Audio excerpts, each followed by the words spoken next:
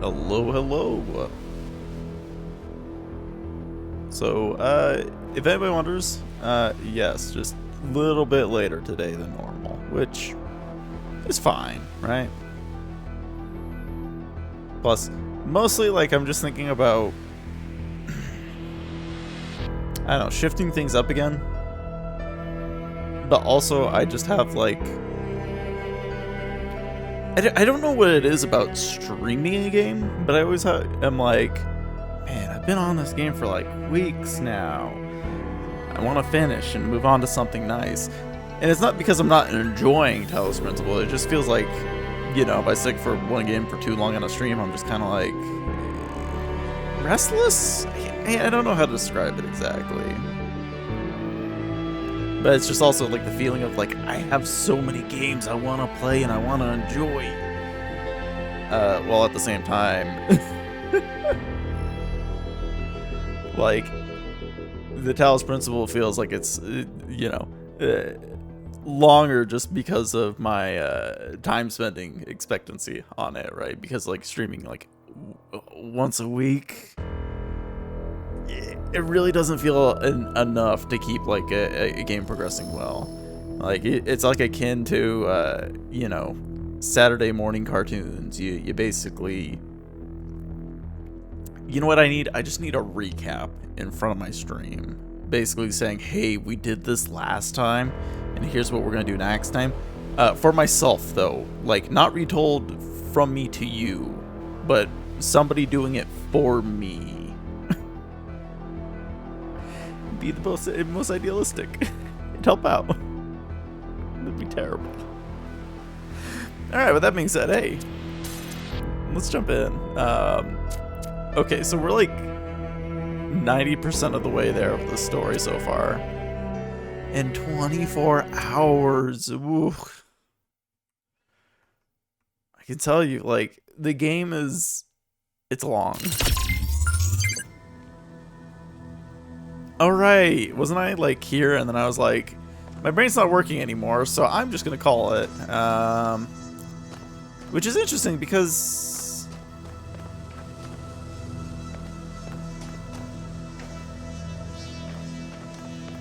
is this? How far was I in it before? I felt like I made more progress, right?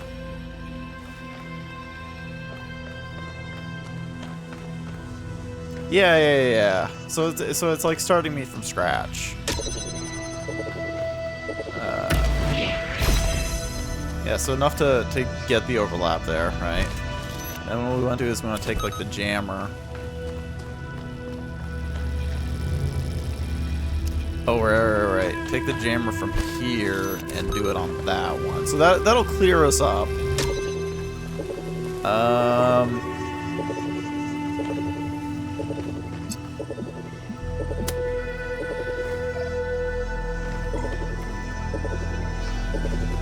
What's stopping me?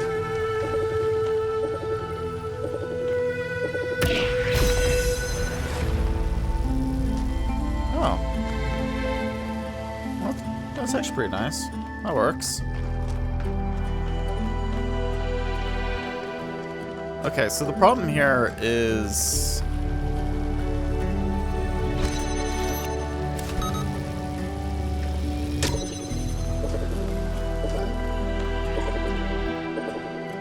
Was I really having a trouble with, oh, I see why now.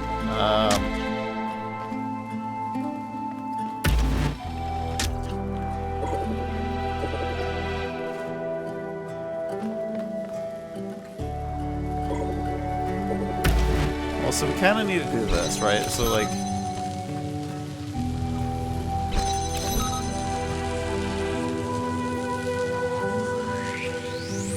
Yeah, no, it's still a problem. Because, like, at this point, then this isn't in line, right? Which... But the problem is it's not touching the doorway. So, like, while we could get one active, it doesn't really help. So, like, part of what I want is to keep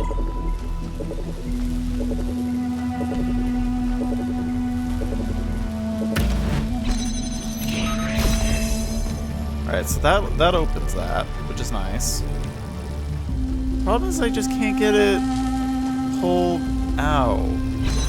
Because once I do that, then that ends. So it's like you have to.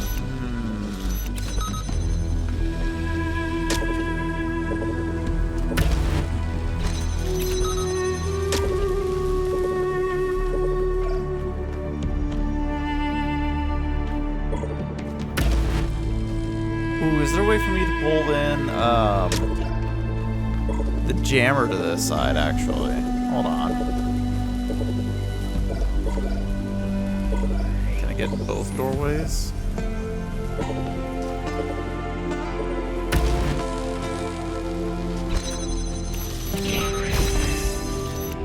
Okay, so the jammer's in here now. So I can just have the jammer work on that.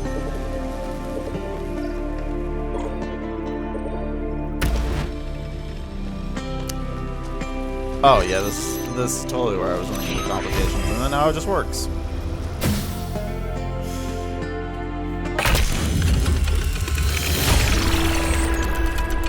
Sometimes I'm just like, okay, that was a hard one. Baloney it was. My brain just wasn't thinking.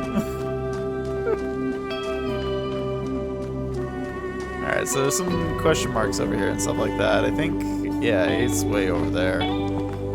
Was that 7? Yeah, it was 7, okay. Alright, so we'll go visit the question marks. And it seems like there's gonna be some fun. I think I'm gonna have to drop down to that, wherever that is. See, the problem is it's just flashing for the ring now, and I really just more care about like doing the rest of the puzzles and everything like that. Like, granted, this is gonna be a 100% run. Well, 100%, maybe if, you know, things aren't as annoying. Gosh, it's... I want to say it's beautiful, but at the same time, it's also kind of weird. Like, how do you define this? Just men off in the distance. Could be even worse, I guess. Find his sprite, so something over there. Wait, there's like an island thing? What is... Was I up there at some point? Also, I'm curious about this. Just gotta be careful. Don't die. Okay, we're good.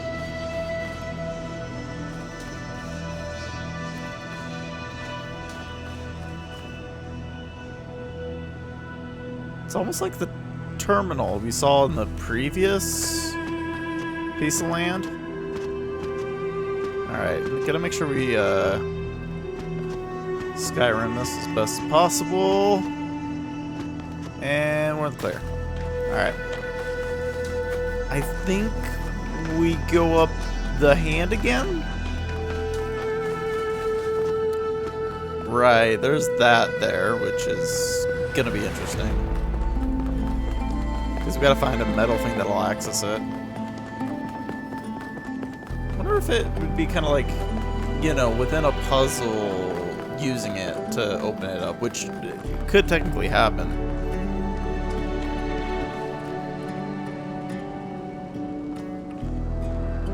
Like up there, and then just snipe it all the way down. As long as that's a thing. Ah. Yeah, I think this is the way to go. There's like so much variance about what's going on. I also need to find out where the sprite is. I need to find out how to get access to like the top of the one. So much things.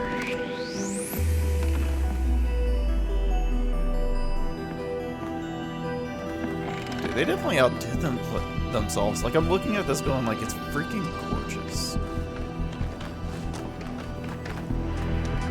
And most of it's just brown rocks.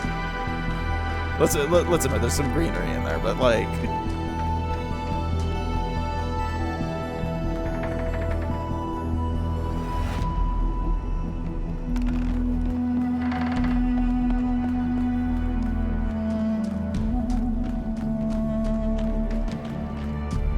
All I'm saying is that, like, you know, AI at the end of the day, I think, has gotten a little too far in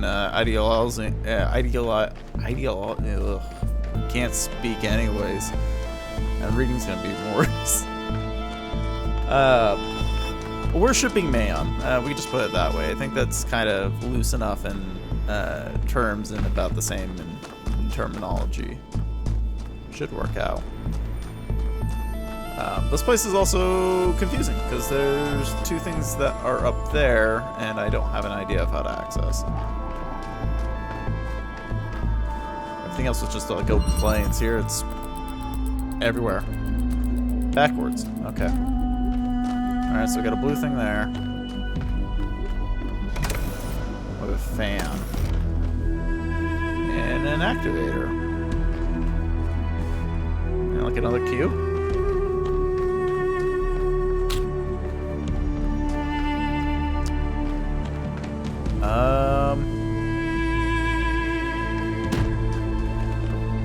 Alright, so I think I got the idea. So what we want to do is we want to take this, right? And we want to drop it, like, here, where it's going to open the door and the fan at the same time, right? And what we want to do is take this, do connections, place the hexahedron right here, keep the connections, drop it here, and push the button. And then not touch the button anymore.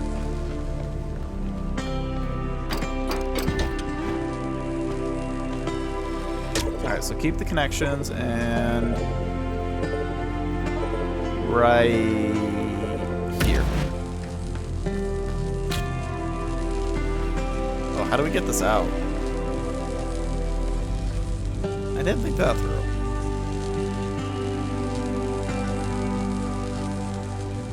That's it. Okay. That was easy enough to understand. You know, push it out. But once I get on the button over there...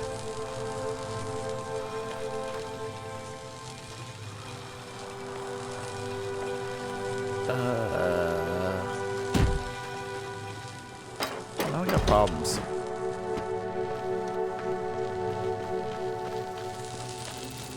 So I was thinking about it, and it's not even in a good position anyways.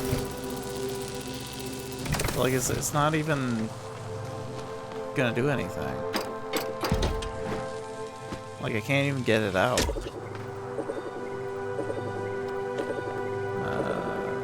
It's still in position there. Because, like, once we stand on this, like, there's no... Yeah. Can't keep it on.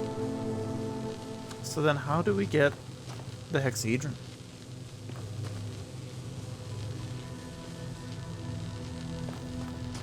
Think about it a little bit.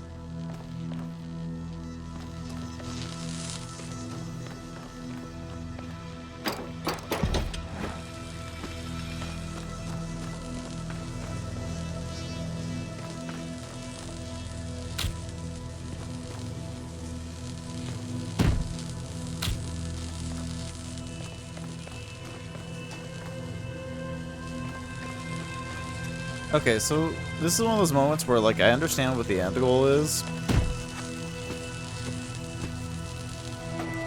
I just don't understand how to obtain said end goal. Because ultimately, what we want is everything, you know, that raised up 24/7. And, yeah. So unless there's a way...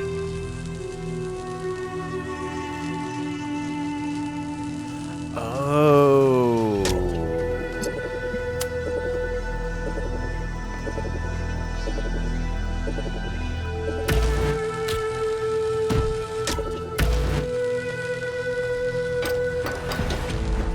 Right, so we need the cube to give it a little extra height.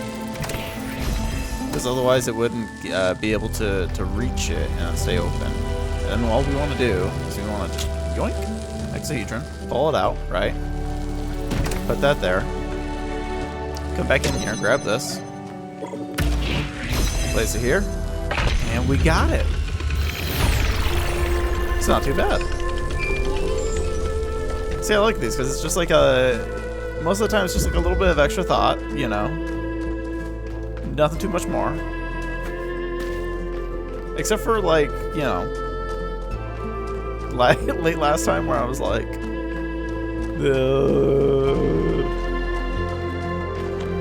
I guess that's just kind of like my own interpret limitations. What is this? It's probably going to be another... Yep, terminal. Ah, Le Thrasher. Alright, what do we got? Sometimes new citizens come to me and they want to learn from me. My work appears to have created a legend of sorts. In these moments, I understand your situation. I want to teach them, but what they must learn the most is independence of thought. How does one resolve this contradiction? They wish to come along on my journeys, but I do not need a group of fawning acolytes following my every step. A journey truly worth undertaking is rarely easy. And so, I have begun to think of a much greater challenge.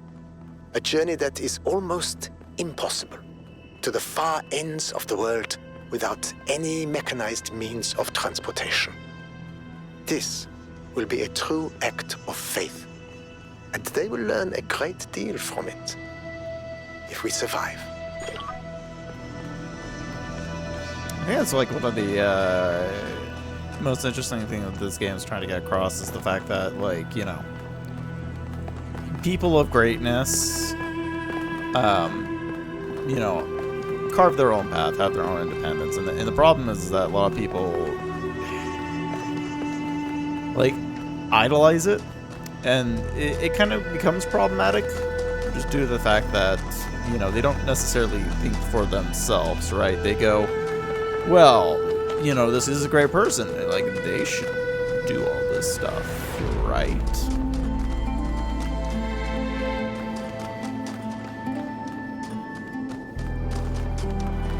It's not necessarily terrible. Sometimes you do need somebody calling the shots, but yeah.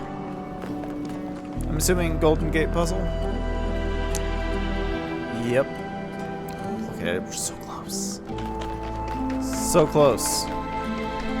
And eventually we're gonna get to go through all of them. Yeah, I haven't really seen where the blue shiny is. Gosh, look how big this place is. I guess it's like one of the things in video games, like just the scale and size that you don't really like understand when you're on like the ground level, right? Because thinking about it, like the rest of the areas have decent size to them, decent scale. This though adds a lot more like perspective into it just because of how high up you are. When you are asked where is God, who is God, stand up and say, I am God, and here is God. Not as yet completed, but still advancing towards completion. Just in so much as I am working for the purpose of the universe, working for the good of the whole of society and the whole world, instead of merely looking after my personal ends. In that way, we get rid of the old contradiction. We begin to perceive that the evil of the world is a thing that will finally be evolved out of the world, that is not brought into the world by malice and cruelty, but by an entirely benevolent designer that had not yet discovered how to carry out his benevolent intention. In that way, I think we may turn towards the future with great hope. My brother Eustathius, oh gosh, told me that he thought this passage was beautiful, but also diminished the connection to the sublime he felt when simply looking at the world itself. What do you think? I agree with Shaw's sentiment, but I don't know if the miracle of existence, the beauty of creation, is exactly the same as human sublime. If that makes sense. I don't want to look at the universe and see myself reflected, even a future me. Okay, another attempt at explaining. The beauty of the universe and the beauty of what we can accomplish within are two related, but separate things, and the separation matters. Sorry, I'm not sure how to express this any better. I think that's about right, though. Basically, one saying, like, hey, we have the power to create, divert, make changes. Like, why don't we see ourselves doing so? But, you know, sometimes the world just does what the world does. I'm now cohabiting with Sarai. This is by choice, not necessity. It's strange but pleasant to find your life so enmeshed with another person that we both came to realize is that together we are more than the sum of our parts. Something emerges from our interactions that is wholly transcendent, unique, and necessary. I have observed this before with Athena and Cornelius, but experiencing it yourself is quite the revelation. We did have that, and it was beautiful. I should have treasured it more. Dang. Oof. Alright, Trevor. Actually, let me issue a correction, okay? I said Alexandra doesn't see the bad stuff about humanity. But she does. She sees it, and somehow she sees past it. She doesn't ignore it. She can just see one step farther. Like, there's this mountain of garbage ahead of us, right? And that's all most of us will ever see. And she somehow sees beyond to, I don't know, the promised land? I don't do metaphors, or similes, or whatever this is. I mean, you don't care. I'm dead, and you're a robot. But her ability to look reality in the eye, to see all the bad stuff out there and still have hope. I mean, it's amazing. I mean, I think that's why you know what? Let's not go there. There's still so much work, and Chernyshevsky doesn't have much time left. Well, I mean, who does these days?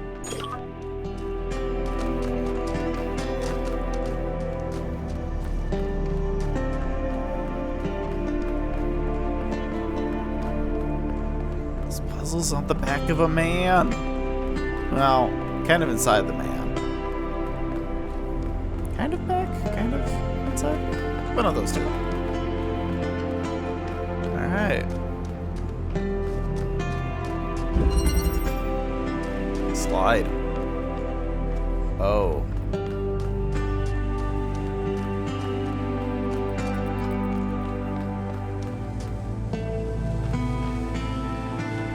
Okay.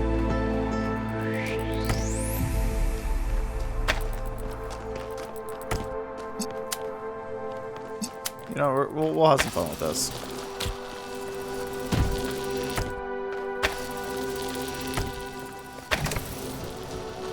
Alright, so I think that's the good starting point, right?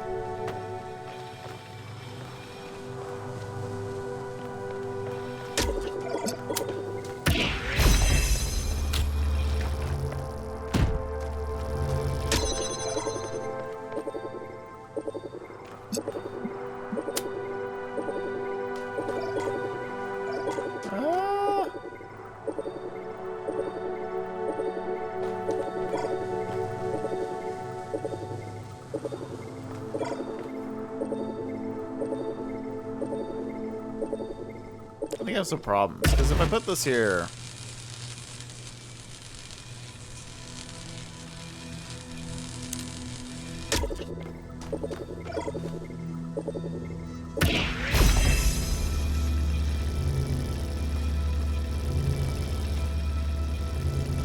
And we need this out. So we need to kind of work it with both. Problem is that I mean...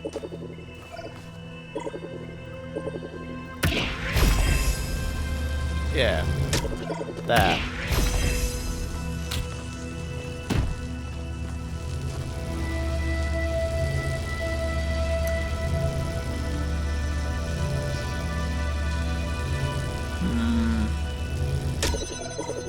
Is there like a good middle ground here? No. So like once you get into the exact center, you either choose the door or you choose the fan. So that makes the most sense, but then how do we get this to trigger? I guess let's take a look at this perspective here.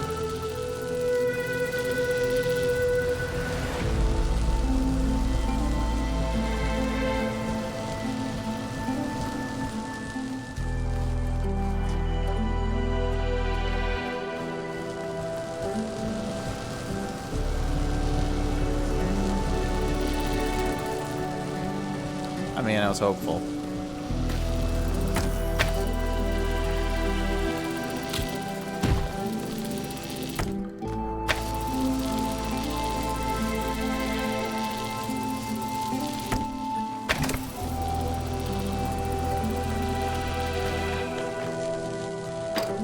I mean, it makes the most sense, right? Like...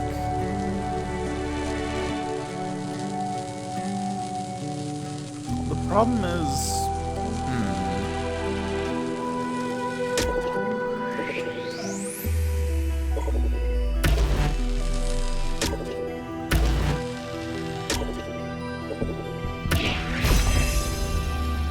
Alright, so that works. The problem is that, like...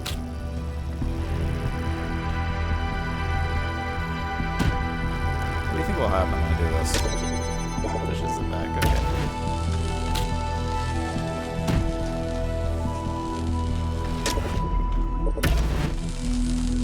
I just don't really see much of a way to get, like, left or right, right? Like...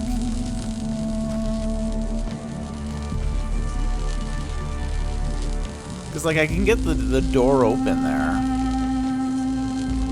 But it feels cheeky. Not really, you know, straightforward or intended. And so now the question becomes, like...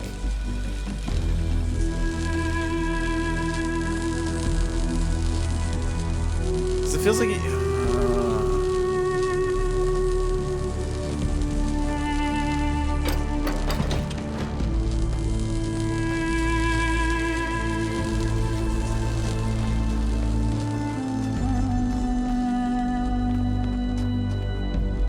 Because once you get it out, that's it. That's all you need.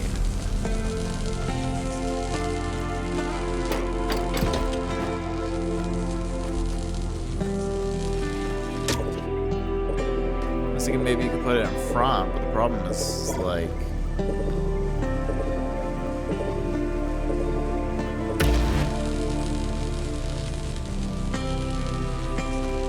Like, that being blocked like that, like, okay.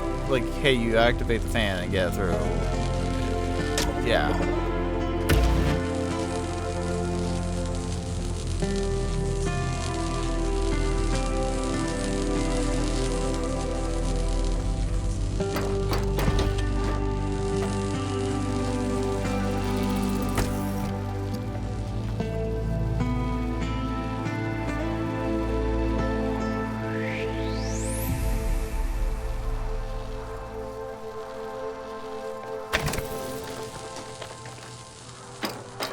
If there's a wall, maybe you need to just get around that wall.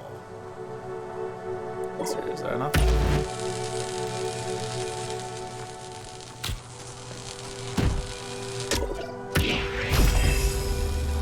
Okay, like close, but not quite there.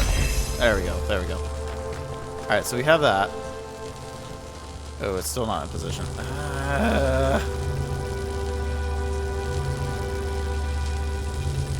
Like, once I take the thing, maybe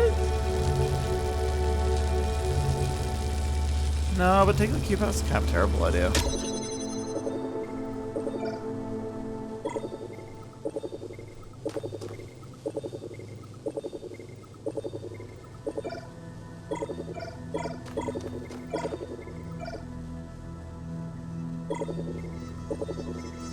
Yeah, but once the cube drops, that's it. Like, freaking terrible.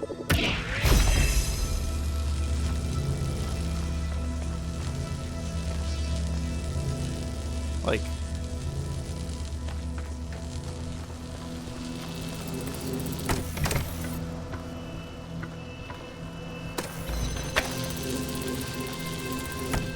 Oh, you know what? This will be fine.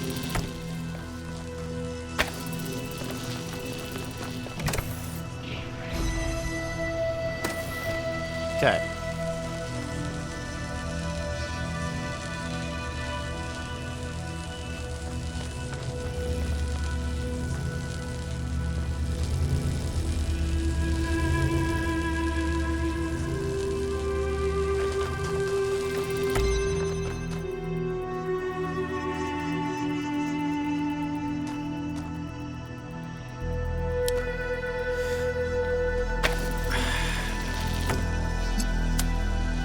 So it needs to power itself. Thank you.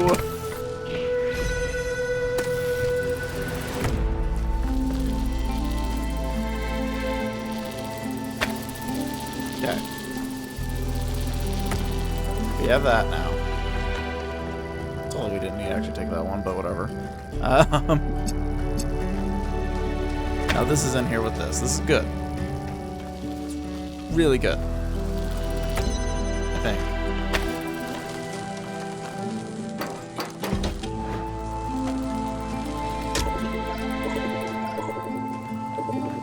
So all we do is just sync these two up.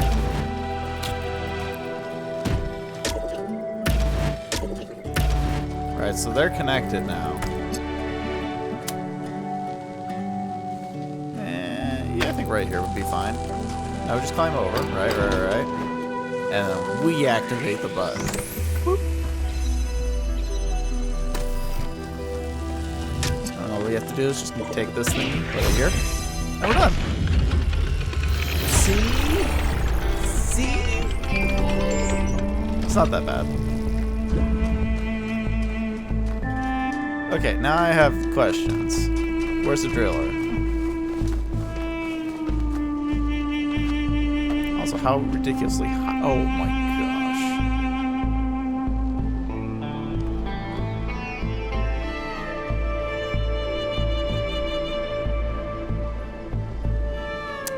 I don't get the same sense of, like, you know, real life looking down, but I get very similar proximity.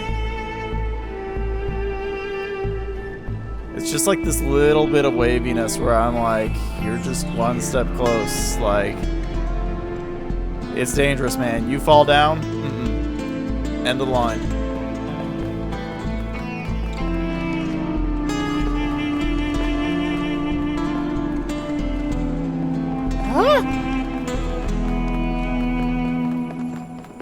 Don't want to even think about it.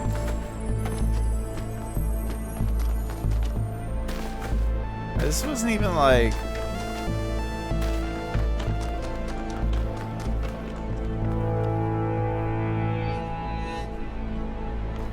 Okay, so the thing in the hands is that's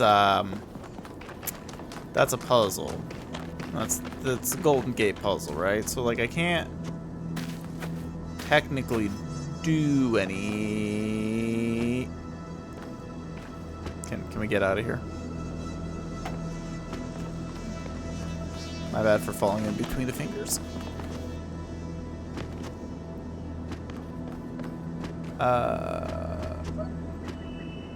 Yeah, you know what? This will be fine.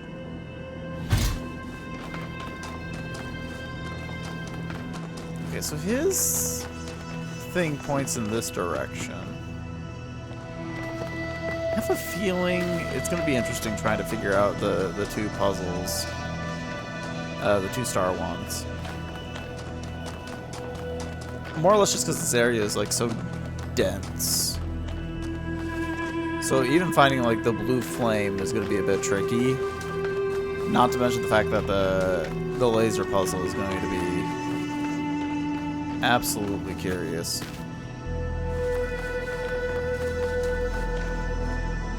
Like, this makes sense for where I'm at, but the question is just where is the blue flame.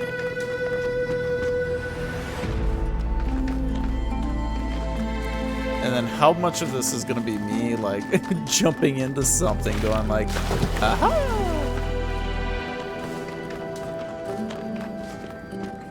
And it not actually being an actual thing, you know? Because it feels like that's kind of like part of what this game is, right? Like, you can go to unintentional places.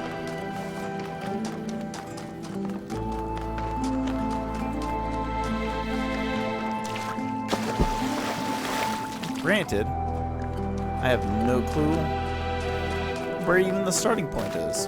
Actually, there it is. There's the tram. Little train, take me away.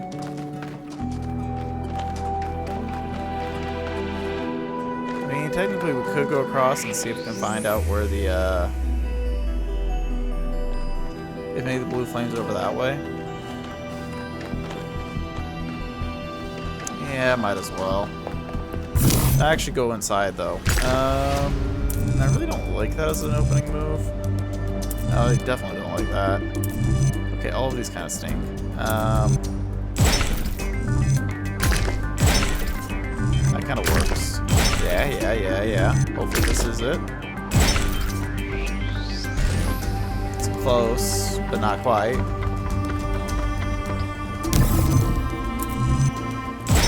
Maybe this is the true opening move, and then we do this, right? And then send it that way, and then... Yeah, see, not enough. Let's start from here. Right. So that gets a little bit closer. Ooh, that seems pretty much it right there. Great.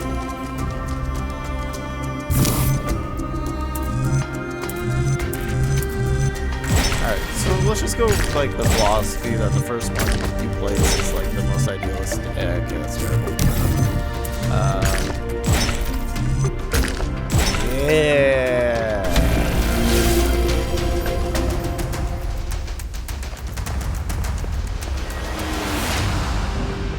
Gosh, this place is monolithic. Alright, so that's close enough as I want to get for now. So we just gotta look around and see if we can find... I've fallen higher than that.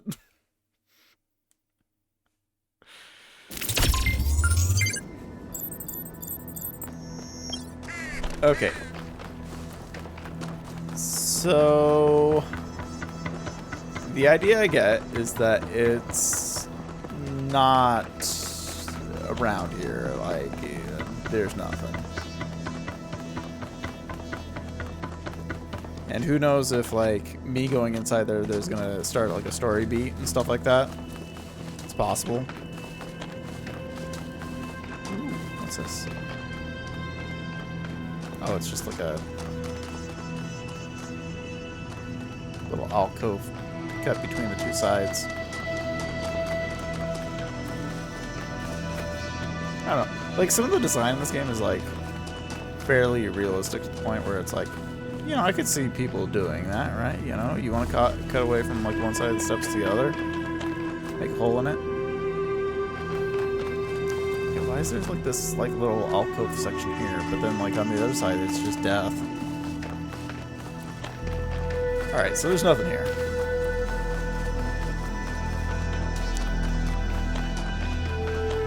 So the major question is, blue flame where? And how do we get laser to whatever location? Because as far as what I know is just like it was looking for like on the top of the box, right? So it was like, hey, you need some height to do this.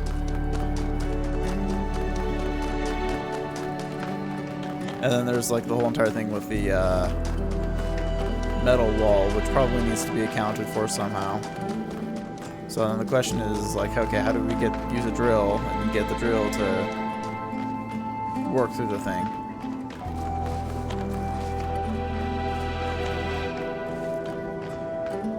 This is both like fantastic area and terrible at the same time because It's big. I'm just lost. Which means, like, this is just gonna be a bunch of exploration. Which is not my forte. It's the reason why I quit Hollow Knight.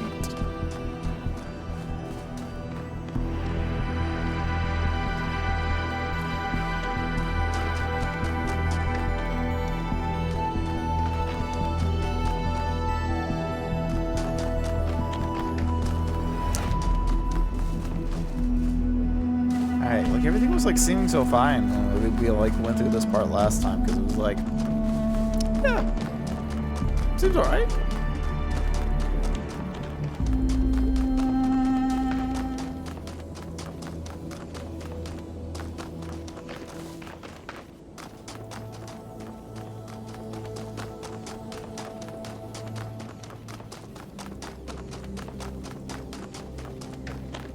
Yeah, so this leads down to here. Which I can get a laser pointed here. That's not the problem.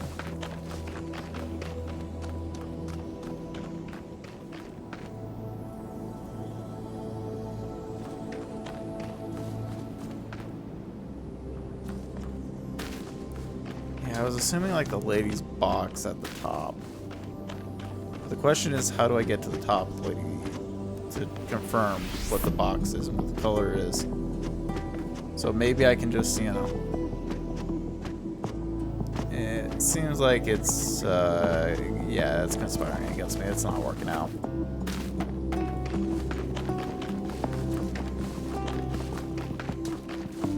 Looks like I would need to get on top of the man here.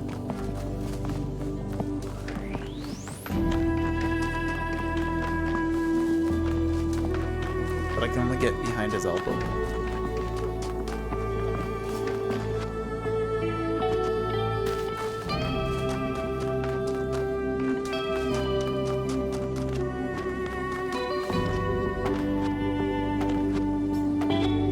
Nope. Oh. It hurts.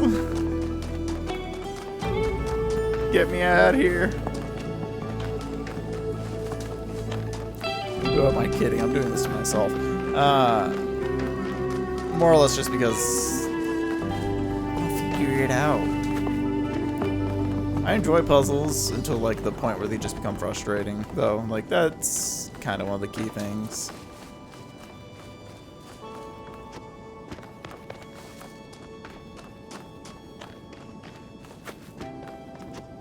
Yeah, see, there's that man there.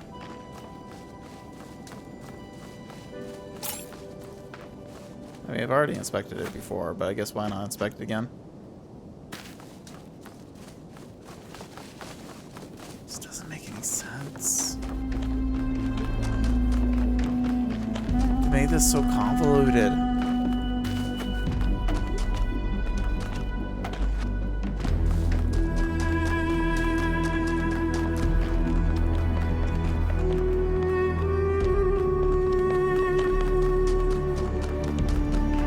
Like, realistically... Yeah, this just sets off to another mystery puzzle, but I guess I kind of got to keep looking out for things. It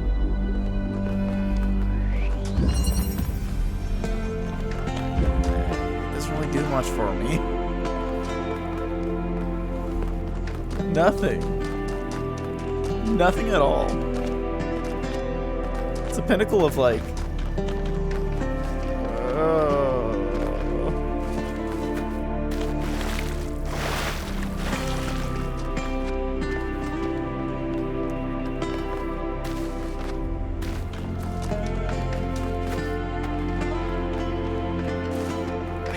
I'm just going crazy at this point. I'm looking around here going like, yes. But there's like nothing for me to like latch on for these two star puzzles. Hold on, what's this? Where's this go? It's just a loop. It just loops. Number 6 looks interesting. That's all I get from him pointing his finger down at it.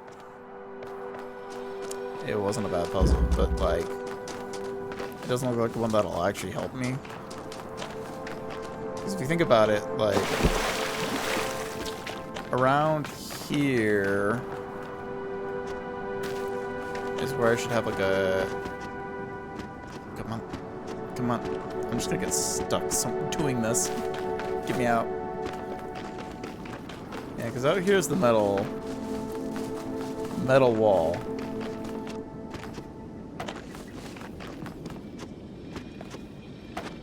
Which there's an activator behind it. But then the question is how do we get said metal wall open, right? Like, obviously a death trap.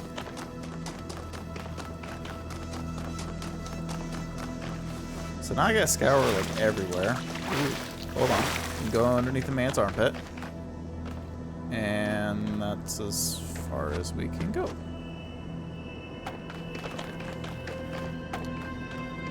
Well, sir, it's a little mossy up there, but you're looking good.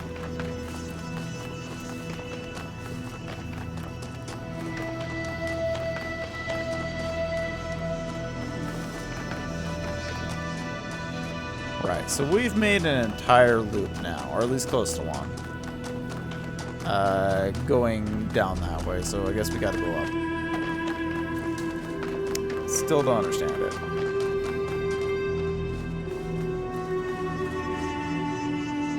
Nope, nothing.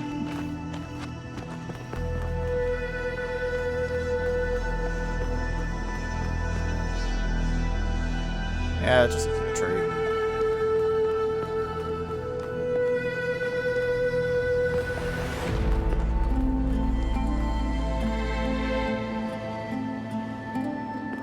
I mean, technically I could probably just...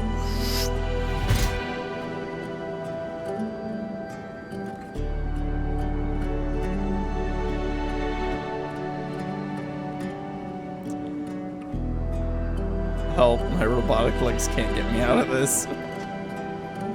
Oh, wait. Oh, okay, just run for a little bit and it works. I'm out, I'm free.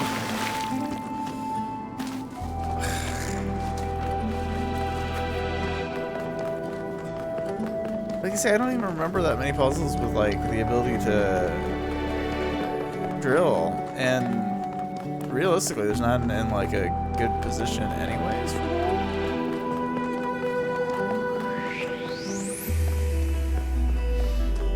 Yeah, because we have this up here.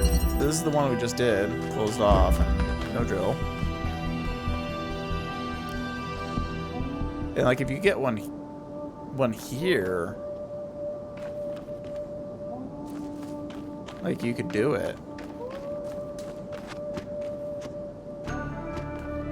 No, that's a little too dangerous.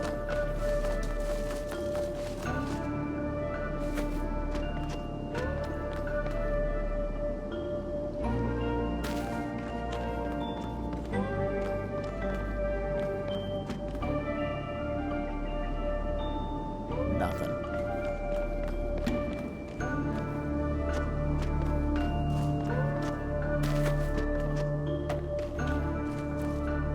This is another one of those that's just hiding in the corner deals. I'm going to be kind of,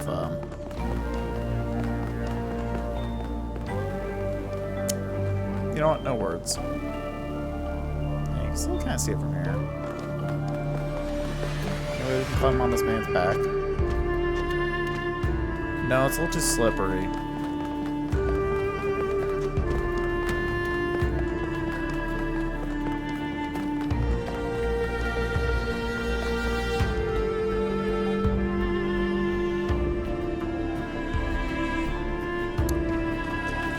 There's like so much elevation to play with, and I feel like part of it is like, you know, I can climb up higher, right? Because this pathway continues on.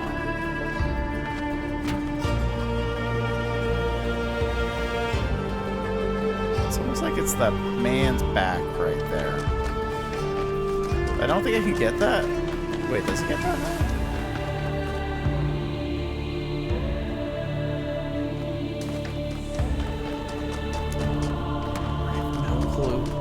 what I'm doing anymore.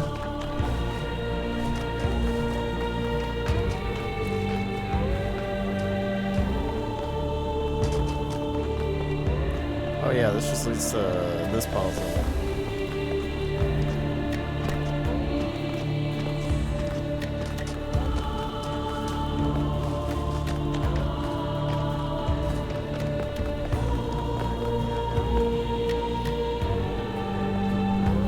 I see you.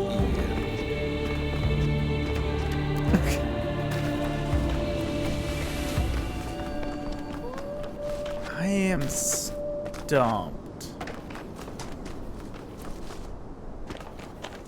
It's not even that great. Now we're just heading down. Here's this, which I was like thinking about it. I'm like, well, I could just like, if I was up higher, sure.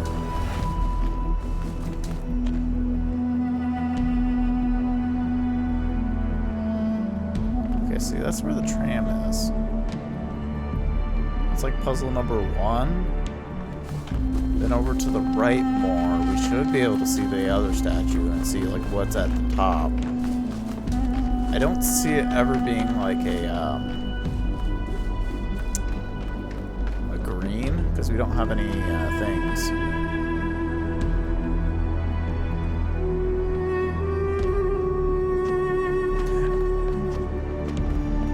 Sometimes, I swear.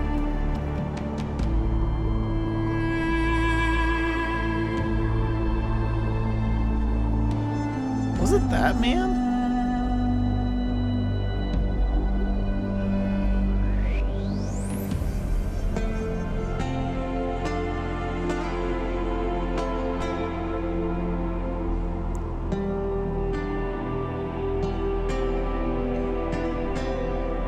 I have no clue anymore. Like, my whole worldview is just kind of...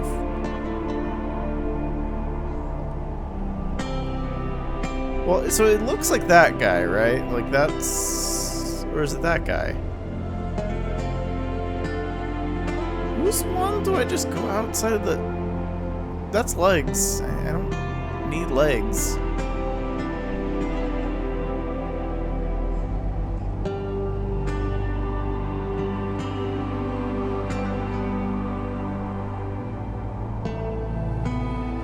Is that down there too?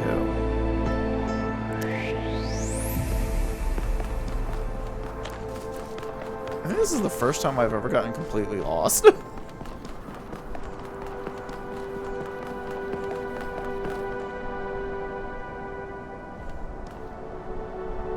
Alright, so this is this man.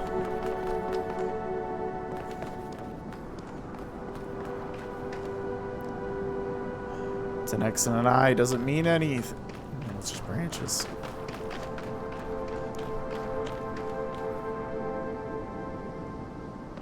For a second I thought I saw something blue and I was going to be like, oh.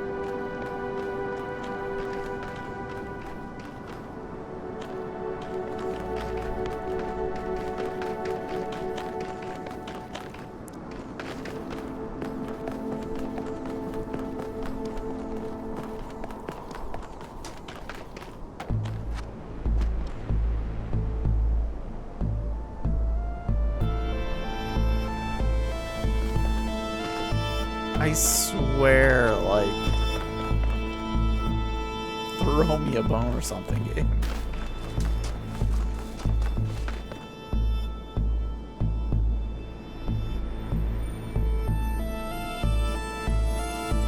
Why does this not look any familiar, even though I'm looking at it from, like, way high up?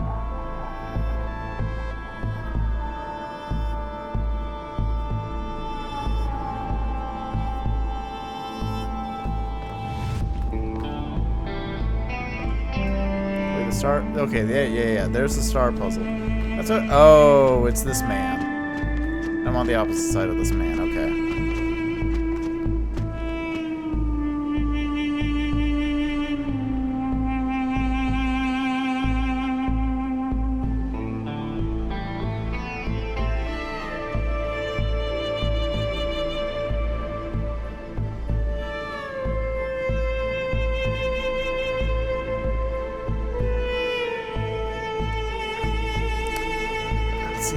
box. Okay,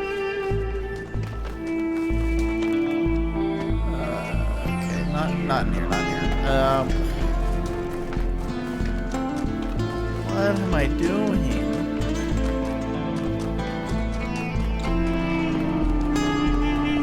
Like, clearly she doesn't have anything in her box, which is interesting.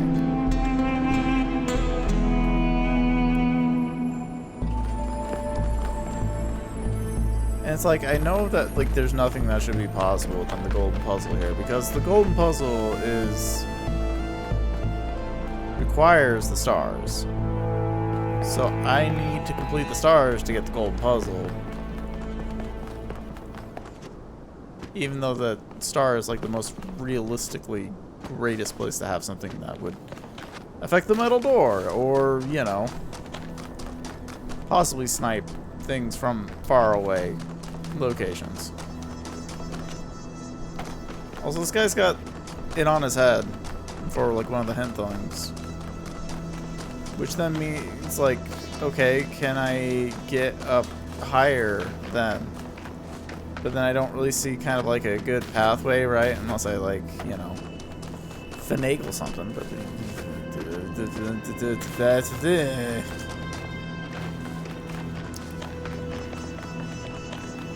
Seriously lost. It's close. Just don't fall down.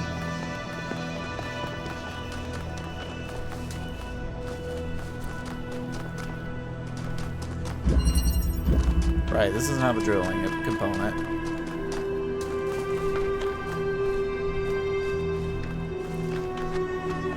Like, would I even be able to access it from here? No, it's a little too far. So unless it was, like, outside of the puzzle, then no.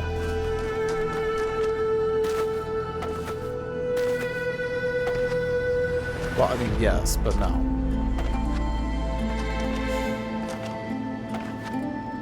What is wrong with me?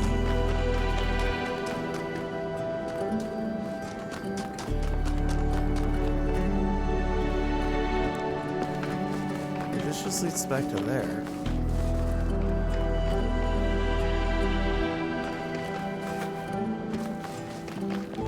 Was there like a counter way to go? Oh, yeah.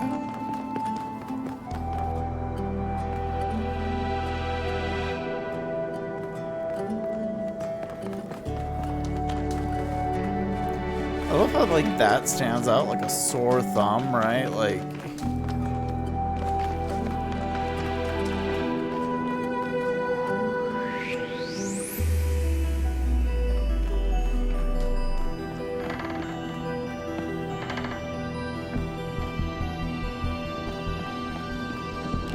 What is... I might have to leave. I'm just lost.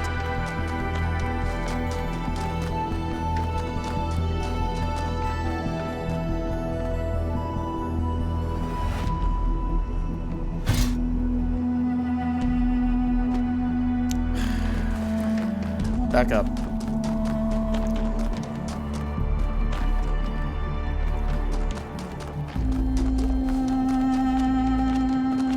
Back up we go. I want to at least complete the pathway. Even if I have no idea where anything is.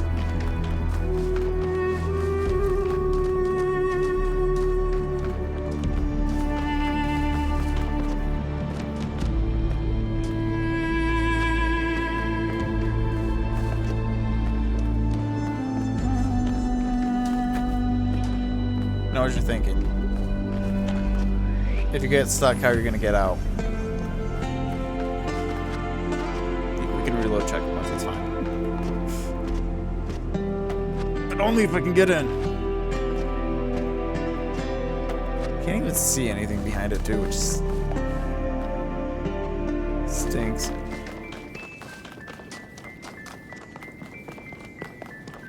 It's just like what? There's just like nothing here.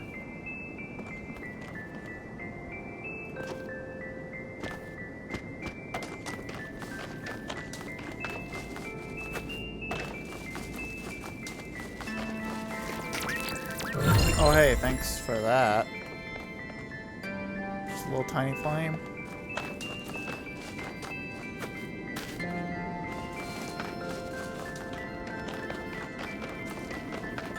What is... Like, as far as I know, the rules of this game have kept very consistent, right? Like, there's not anything that's, like, majorly out of the line of, like, hey, you can pull X, Y, or Z out of puzzles.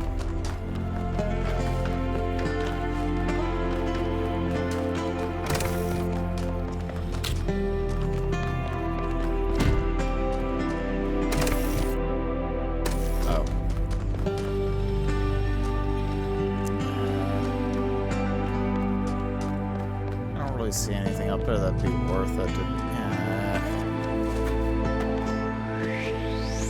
yeah, nothing.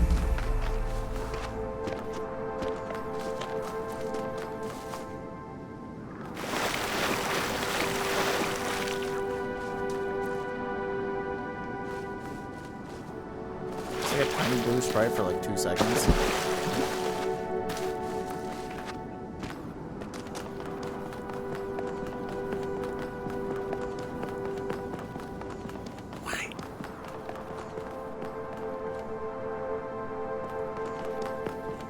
Just why?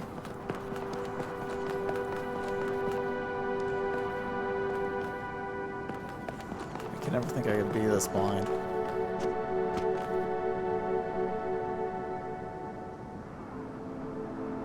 Yep, nothing.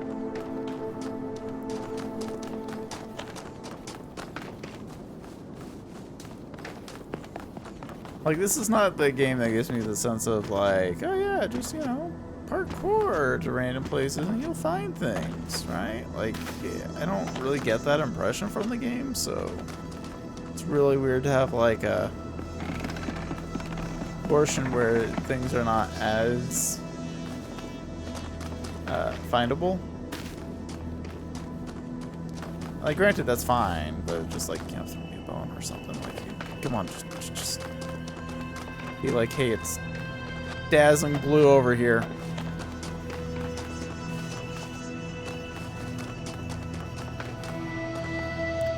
Well, I've been kidding. The last Sphinx puzzle also kind of threw me off, too.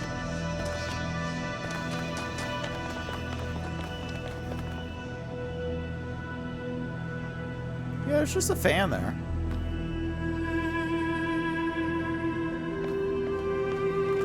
What is that fan doing then? And how do we get to said fan?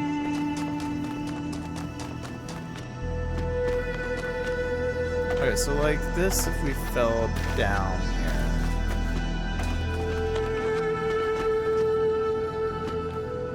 It was close. Almost got a little excited. Hold on. Nope. Still not excited enough. Come on.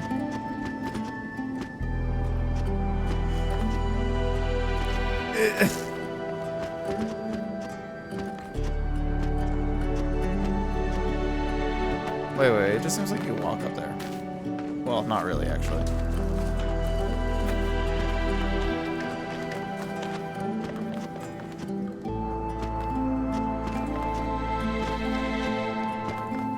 I'm going crazy.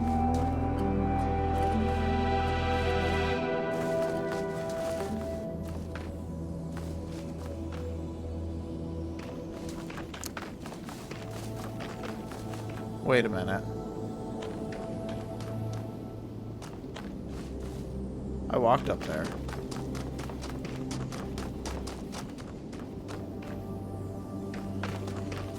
Is there a way to get to the man's on the man's stomach and just walk across it?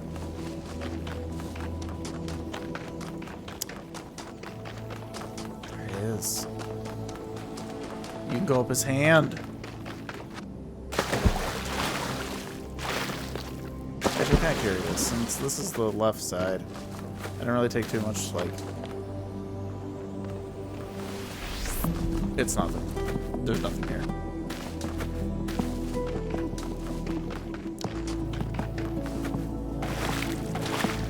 Absolutely flipping nothing. Alright. So we can walk up this man's hand.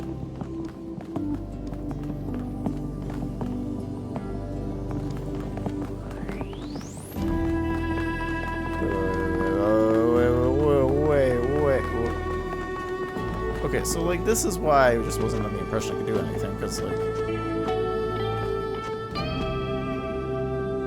that's a slippery slope all the way over there. And that's nothing. Like, what is this? Can I even get there? I can. Okay. So let's take a peek around here real quick. It's a little bit of a cutoff area. Maybe there's gonna be a blue sprite that I follow. Okay, nothing here. Alright.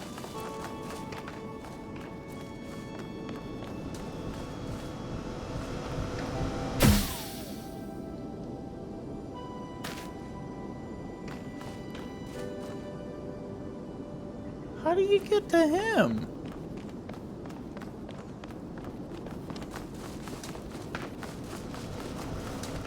Oh. The world we see around us may not always be as it appears. Some philosophers have said that we are surrounded by nothingness, merely because air is not visible to the eye. And yet one needs only to observe the wind in the trees, or to plunge one's hand into the clear waters of the Aegean to see that air has material substance. The same applies to many other forces that shape our lives. Plunging my hand That into they water seem doing that. invisible does not mean that they are absent. It only means we have not yet learned how to observe them. And yet, lately I have struggled to understand what I am seeing.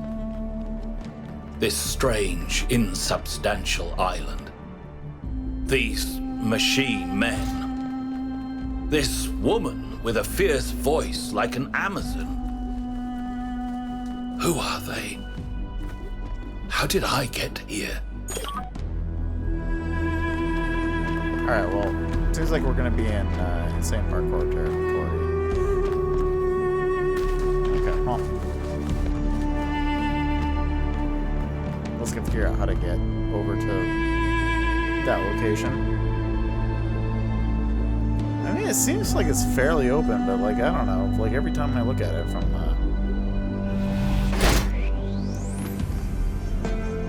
different standpoint, it's kind of interesting. Modest nose.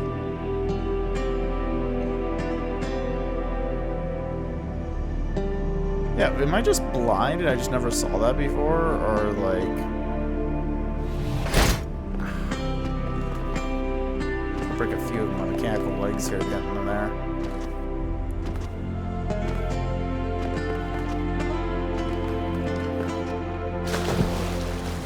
There's the staircase. Yeah, we've been here because we saw that. Oh, yeah, see? Look, it's... You can't get up there because there's a wall. There's a fan there.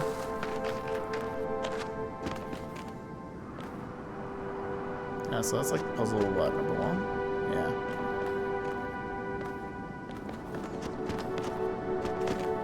Why am I doing the things I'm doing?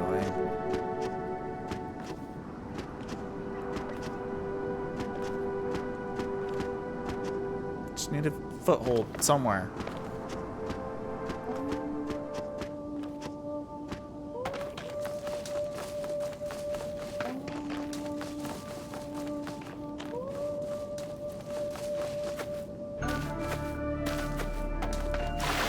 Alright, well, we're still kind of in an interesting area because, like, you get above this.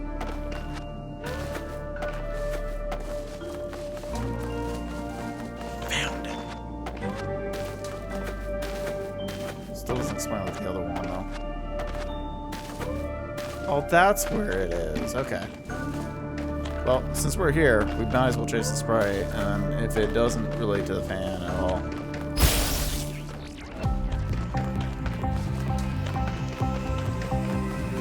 Kind of go and see if we can do anything about the other one.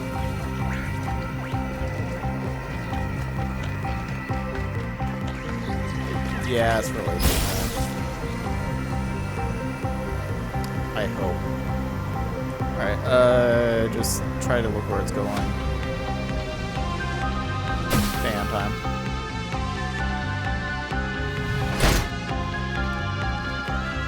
Woo!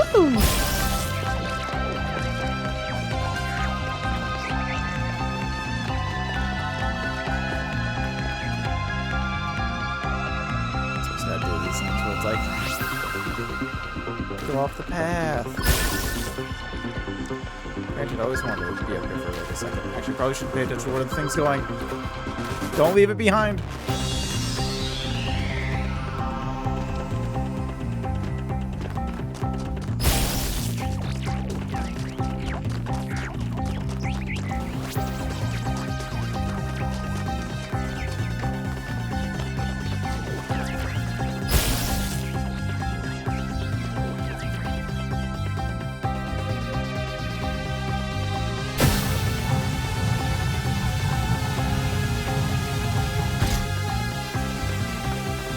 That was cool, but where was it again?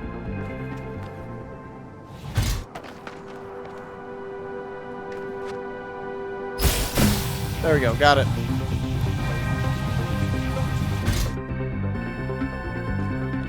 We are up here now. Where's it going?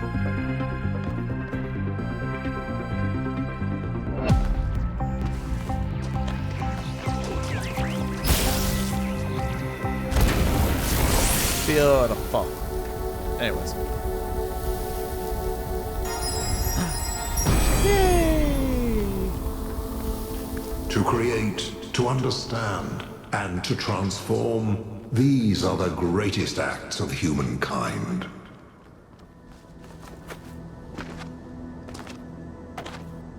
I mean, it depends on how that transformation goes. Could be real bad. Alright, so I know I said I was kind of worried about falling off last time, but maybe if I do this just right. Alright,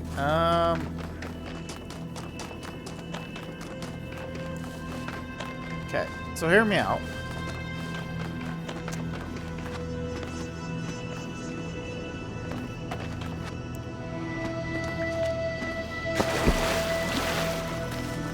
This activator thing.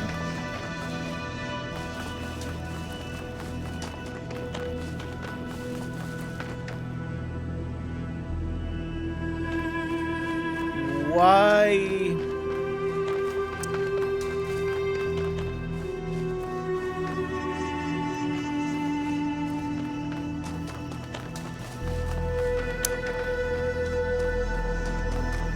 Why would it be,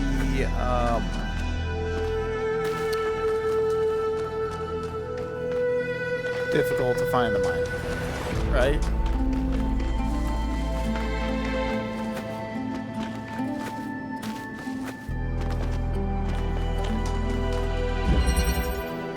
Yeah, this is balanced. Doesn't really have any mining detail things. Like, conceptually, it wouldn't make sense to have it, like, super far away.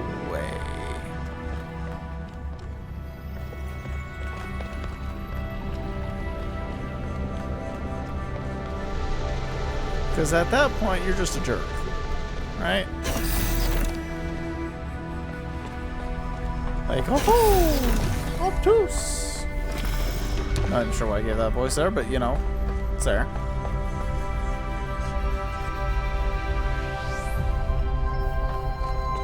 Obtuse game design.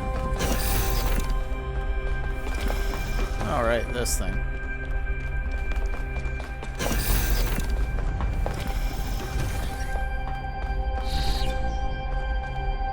I look at that and I'm just like, it's blood splatter.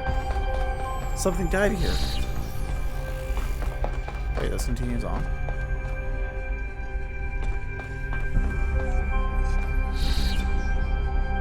Yeah, nah, it just looks really dirty.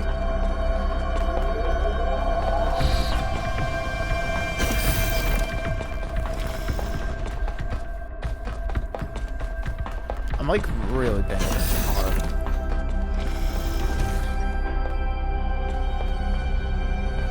To see if like that was a really weird interaction.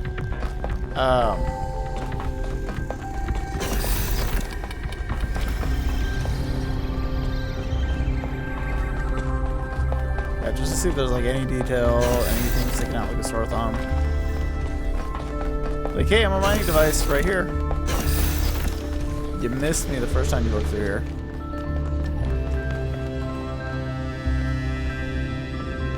But no.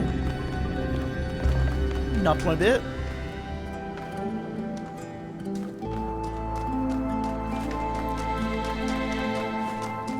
You see, I just don't get it. Also, I also do, like, sorry. I also don't understand what the solution is for the thing towards the end. Oh, the activator. Okay. Now I kind of pick up on why it doesn't have an icon thing. But the problem is getting... So we need the blue laser to get there. And in order to get the blue laser, you need to do like one of the puzzles to link it up. Okay, got it. Reading myself so far. Yeah, right. Sounds good. That just allows me to go higher, which is good. But not necessarily at the moment that we need it. I just don't get it. Like, the only piece I'm missing is the mining tool, right? And logistically speaking, if I had that, then this would probably be like 10 times easier. The question is why is it so obtuse and thrown somewhere I don't even have a clue where it is at?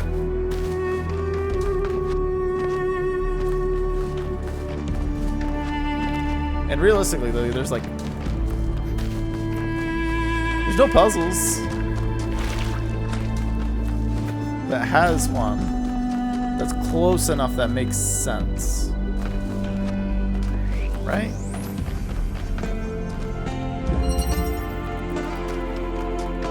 Oh yeah, this is puzzle 8.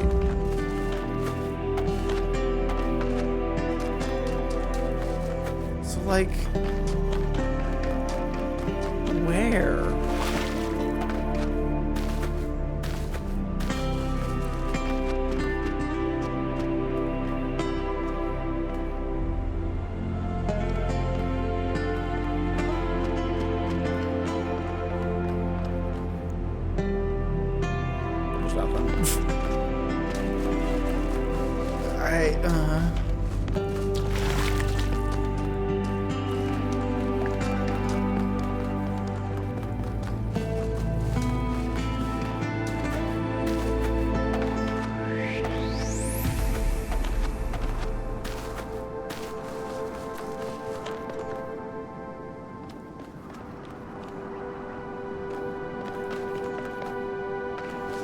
At the point that you're looking at like every nook and cranny, like, it becomes less enticing.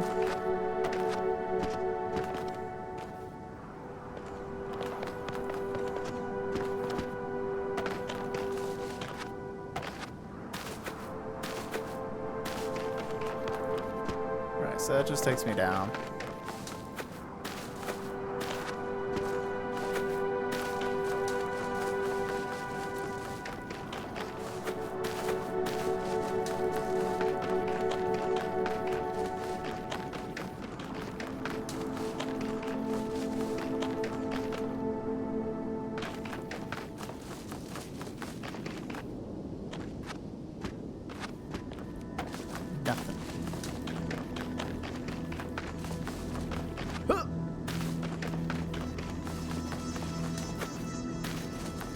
It's just like all closed off. Can't jump high enough.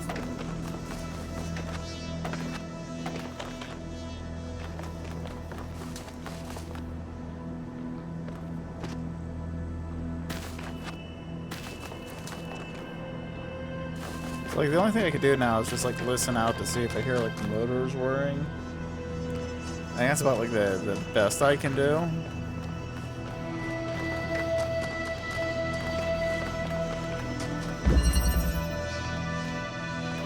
Yeah, because all of them were just activator puzzles. Like, none of them are actually like, hey, here's a thing within the puzzle. Unless I've, you know, realistically forgotten one of them, which is possible.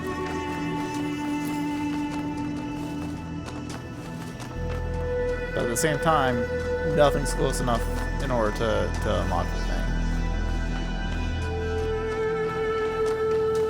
I don't think. Gosh, I'm gonna stick like every 2 seconds. Okay, so it's after this one is when we start getting into...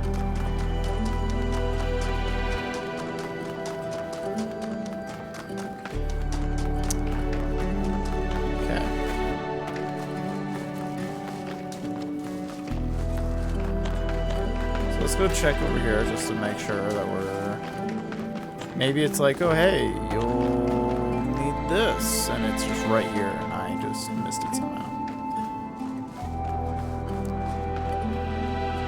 Not one bit.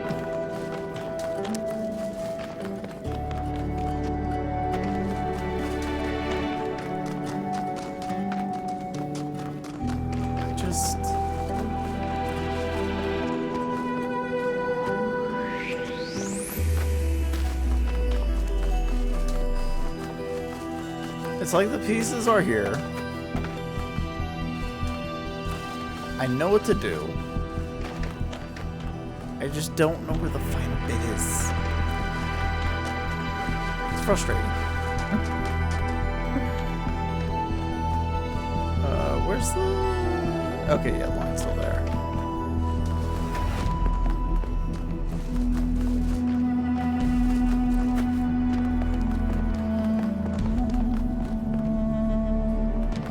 So I think it's this puzzle, right?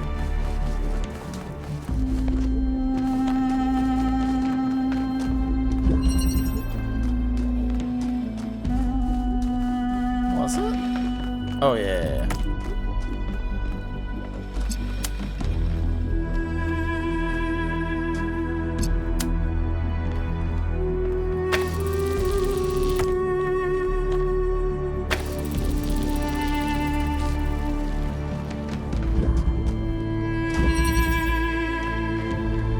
See, that like took 2 seconds.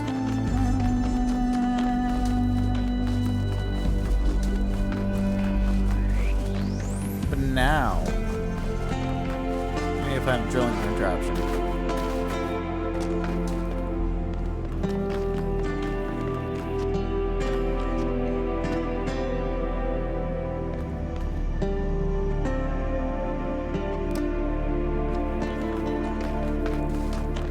Wait, is that real life or is that just drilling machine?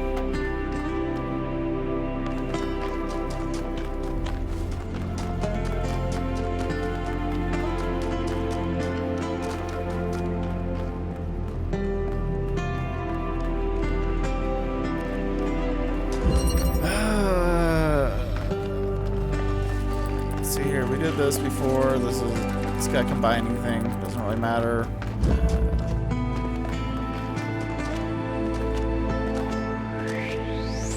Useless. Actually, wait, no, it's got an inverter. So it inverts things.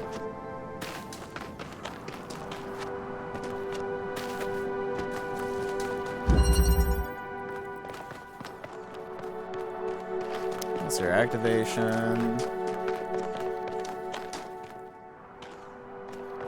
So it would be possible for me to climb up to the top here.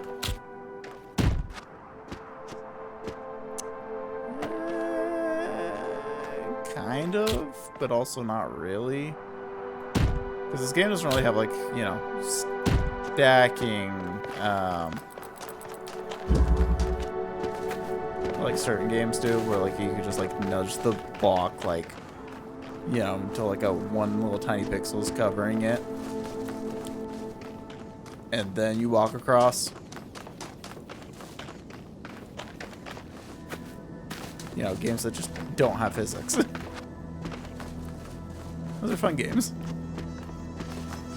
Push the block. Oh. Hold on. Could this be? Could it be? Okay, dream squandered.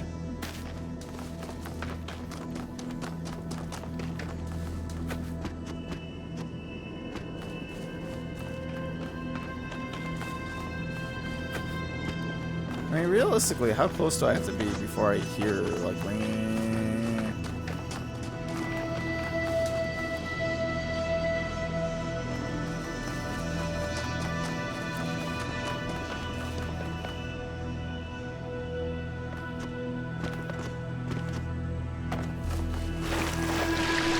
I guess we have to kind of test that out. No, I don't hear anything.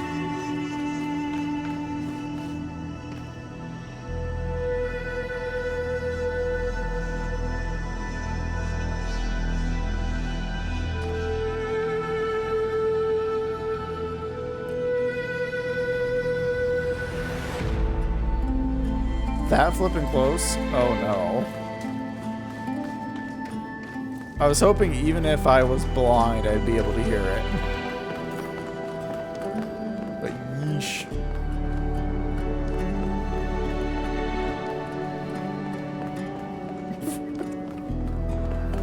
Wait, they have stream streaks now? What the? Hey, bro.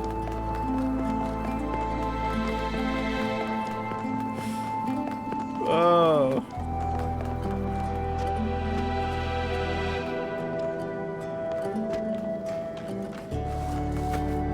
I just feel like I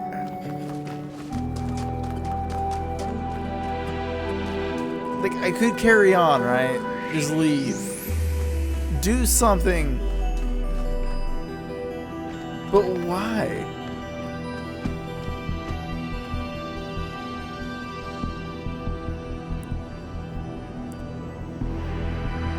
On your way to picking the game? Oh. Oh, you mean... You don't want that. Who wants that? Who wants to pick a game for me to play? That's... it doesn't need to happen at all. Okay, listen, I'm never gonna get up to this guy's head.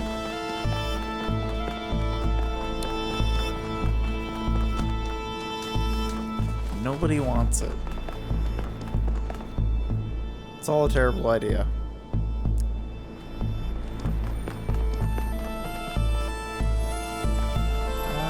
Yeah, I think this way would be the best.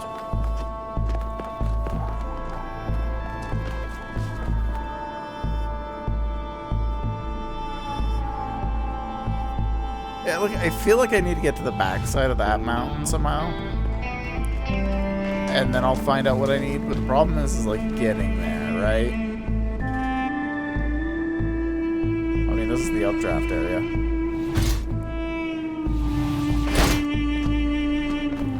That only takes me back up to... So maybe there's like another updraft somewhere else. These are still kind of shaky. I think I'm just way too much. Stream 5 days a week. Yeah, good luck with that. Well, I think I found an unintentional bug because it's just shaking now.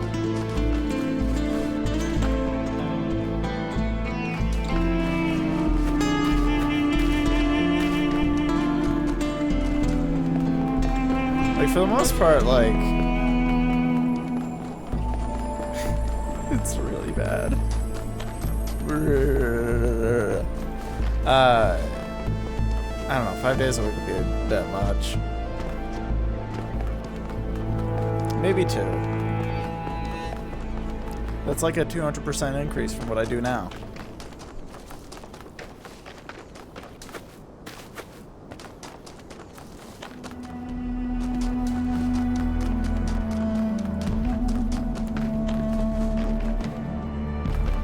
Jumping off would probably be, you know. Okay, that's just a bunch of birds. I was like, oh, updraft. No, birds.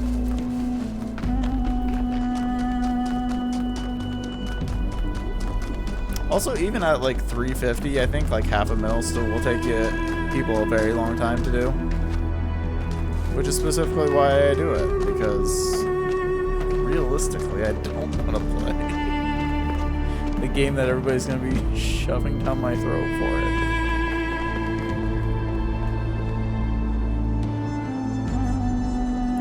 Can you feel the tremor going on? I think there's an earthquake.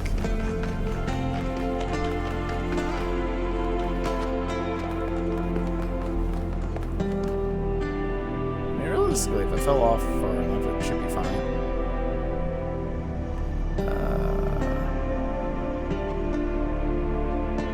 It's really hard to like focus, especially with it shaking so much. But granted, I do not see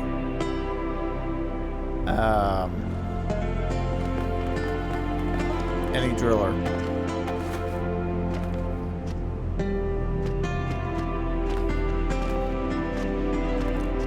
I don't even think I can get out of here. Yeah, I might have to restart now. Hold on, can we go up this way? Okay, we're almost there. Okay, no. Yes.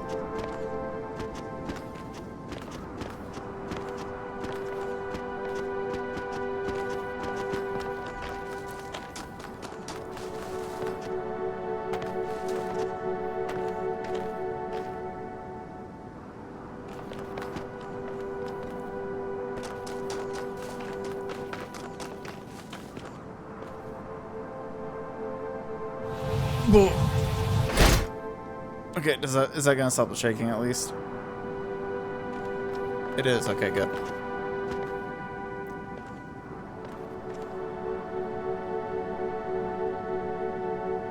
Oh, I'm just on the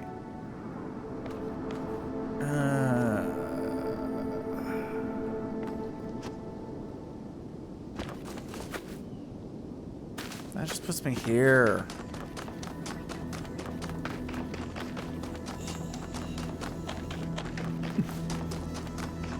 Just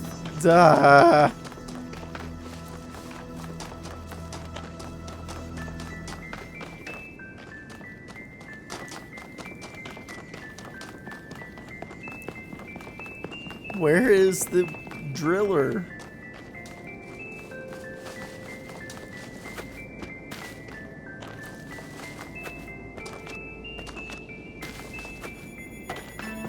Okay, maybe there's an updraft thing I can take advantage of. It'll just like shove me where the driller's at randomly, magically. I don't see one. Looks like I'd just be dead in 2 seconds.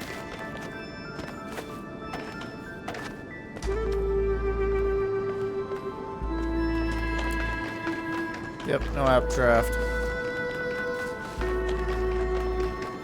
What is this?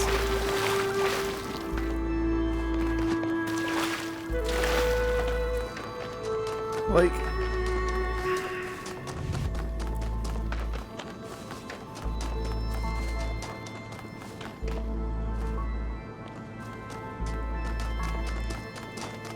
technically all I have to do is just get to the other side of,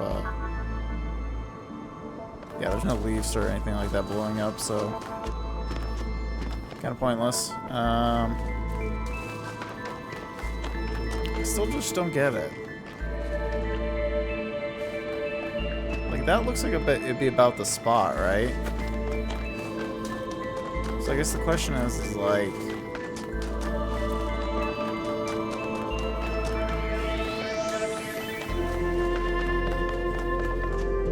woohoo! Close enough. Nope. Okay.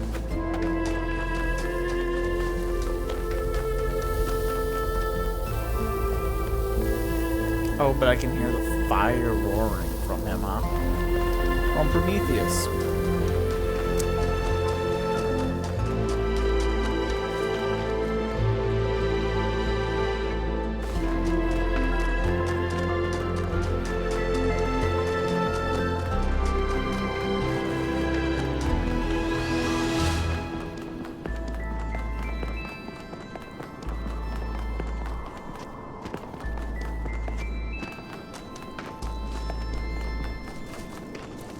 This is frustrating. Like, being 99% of the way there, it's still confused.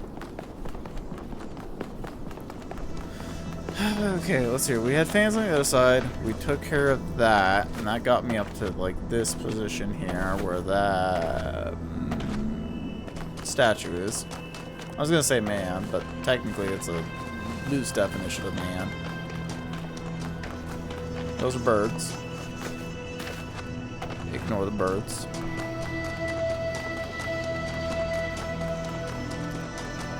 I just really don't like the whole, I don't know, methodology of like having to like jump from area to area.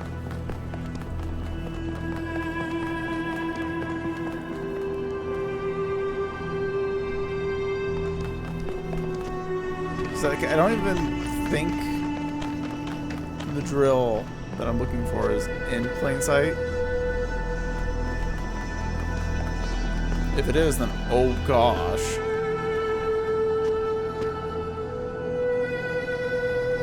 See, I don't think I can make it to the other side of here.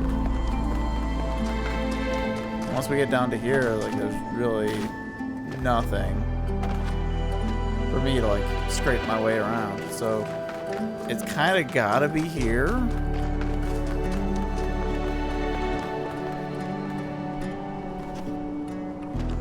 Okay, we're on to here. The rock is maybe the best second location.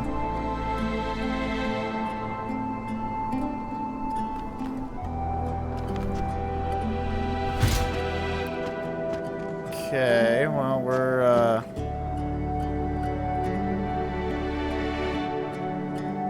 bit of an interesting location. On the lip.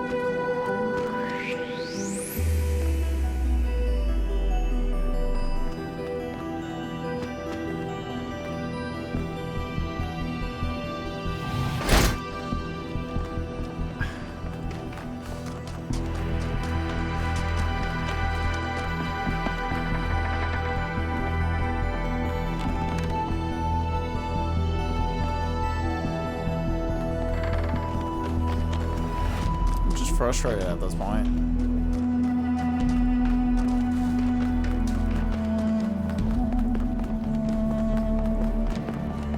Like, it makes absolutely no sense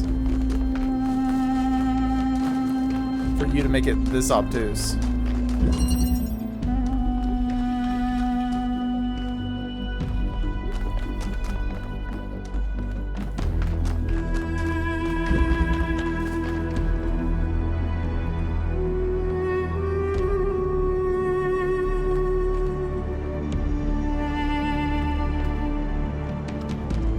Plus, it shouldn't be that far away, right? Like, so it should be realistically within sight. Now, granted, 360 vision. I don't know. Maybe I should also think about it in this perspective. Start from the beginning and look back, right? So, like, stand here and be like, hey.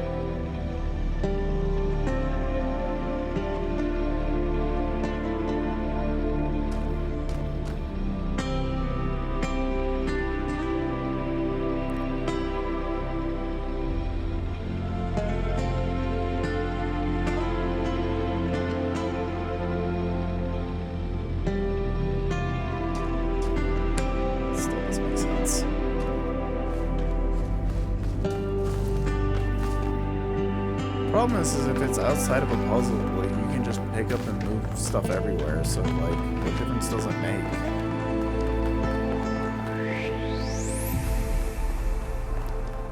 Like, it could literally be everywhere.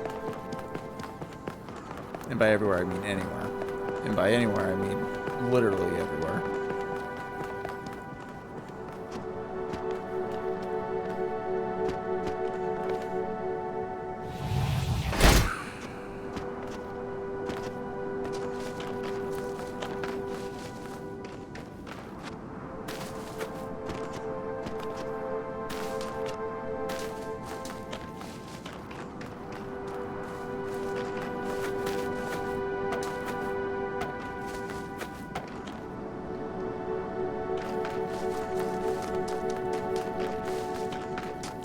This is the worst problem to have in your puzzle game, which is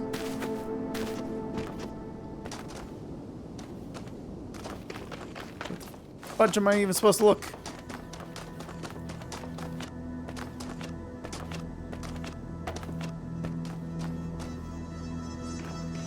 Just more birds.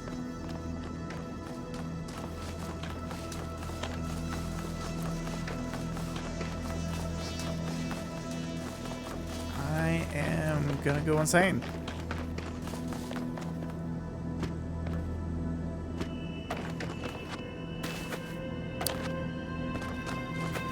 Just gonna go insane.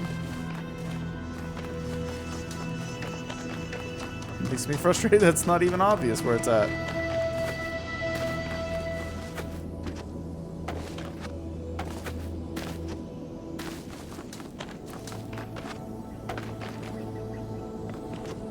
I'm like 90% of the way there.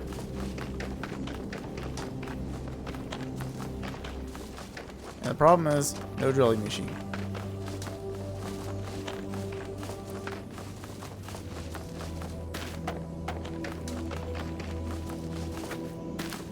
No drilling machine anywhere.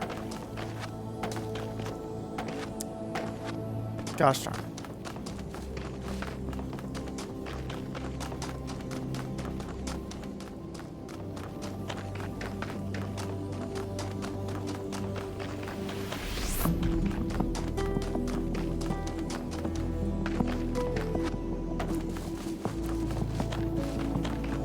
Fine, I guess we're just gonna go and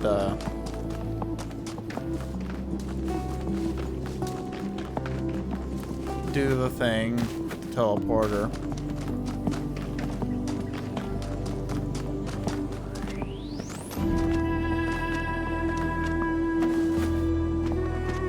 Carry on with the story, bit.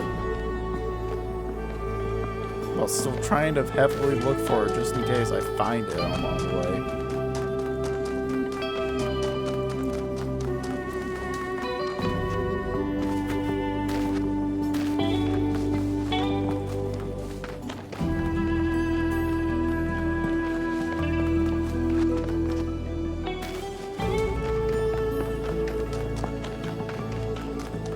I've combed through this area.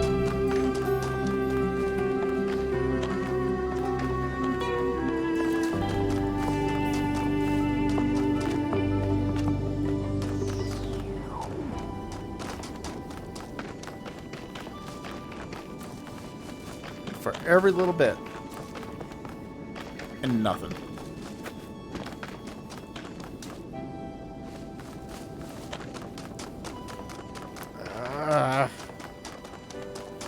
Like if it was flatlands, this would make be absolutely okay. Like I could probably figure out where it is.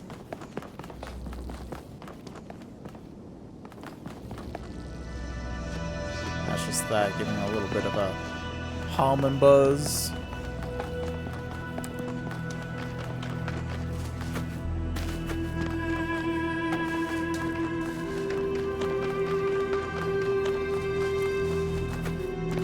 Nothing. Watch as I walk into here and suddenly find it right in the elevator room. Oh, hey, were you looking for me?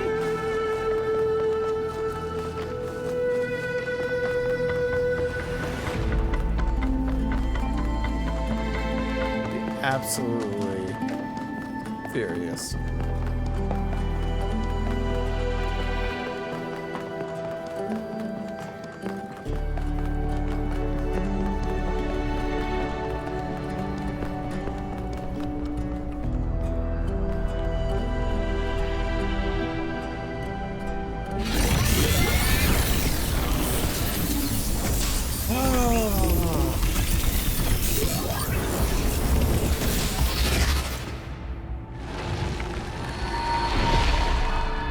A long time ago, the Sphinx asked you about my story. You said that hope may still be found if we are willing to look for it. Sure, it's been like And months you were since I right. said that, but yeah. Hope is not gone from the world. Some small part of it still survives. But it is not in the flame or in these towers. It lives in the hills and the forests, in the rivers and the seas. You were given a world full of hope, creature of clay. It is yours to protect.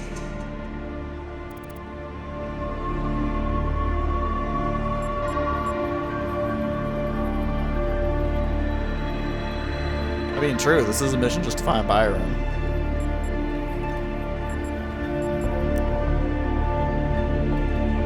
I think at this point, not to best argue semantics, just say, I will do my best. Then remember what I have told you, Or and do not. not lose hope.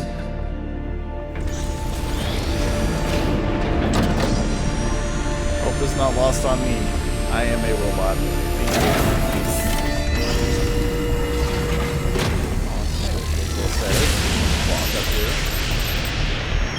So, Melville, what do you make of these beams?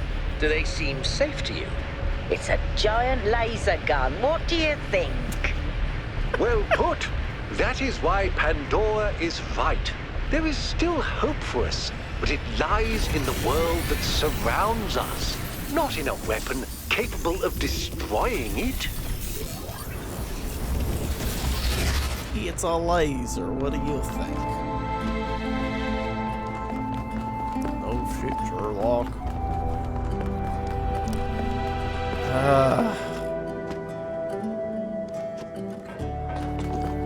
Like, I am frustrated, I guess.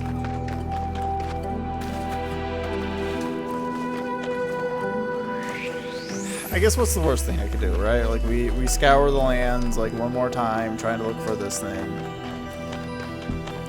The problem is there's a lot of areas that it's hard to say, like, oh, this is intentional or not intentional, right, to where you should be. And I think that's the problem I have, is because all the areas I've seen intentional, no driller.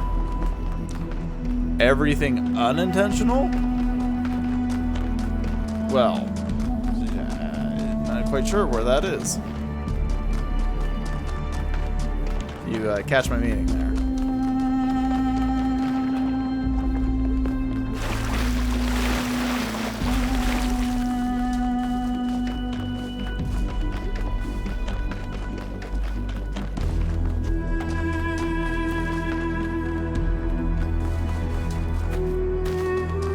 And I am 99.9999% certain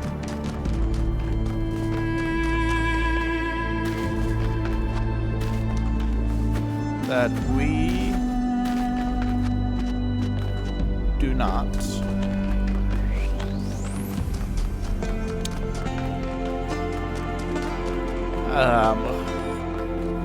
I give up. Right, I can't even get inside the thing, because if I get inside the thing, then I'm stuck.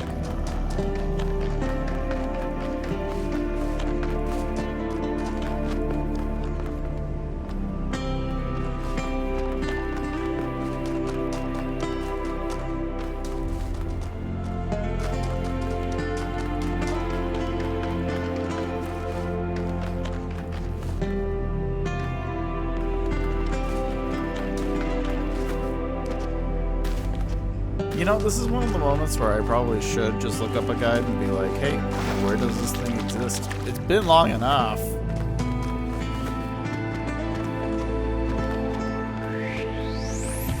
So So unless there's like intentionally like it's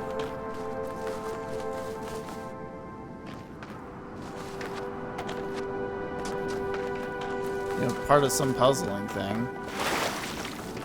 But at this point, it just seems like it's arbitrarily placed somewhere that I just have no freaking clue where. And that's less fun. It's less excitement. Less endearing. And kind of BS.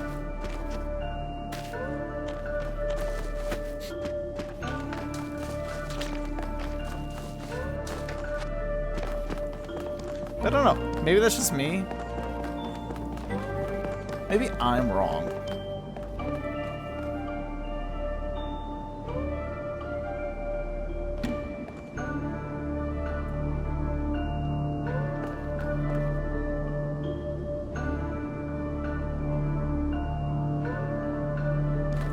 But given how open this area is,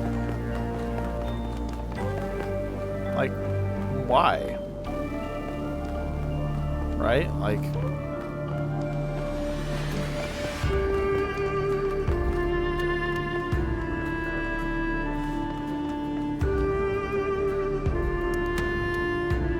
the only problem is I have is if I give up and I actually look at this,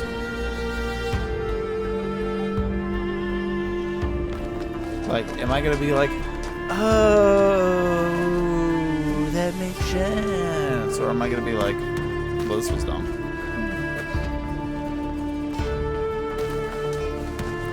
That's also kind of the thing I'm curious about, because like, wouldn't this have been like a point of contingency with, hey, what the fudge is that?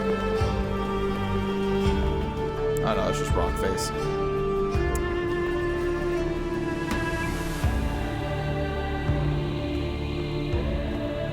Would this have been a contingency of something of playtesters, right? Like, oh, I had to look like all over the place and I couldn't even find it.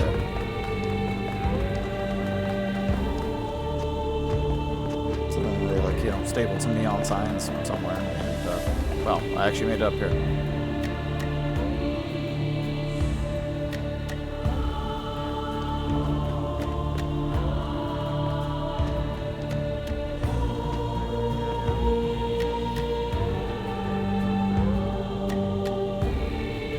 Yeah, realistically, it looks like someplace it could be.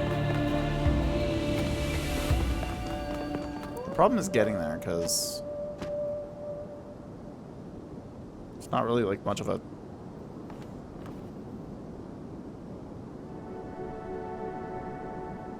hand-holdy place.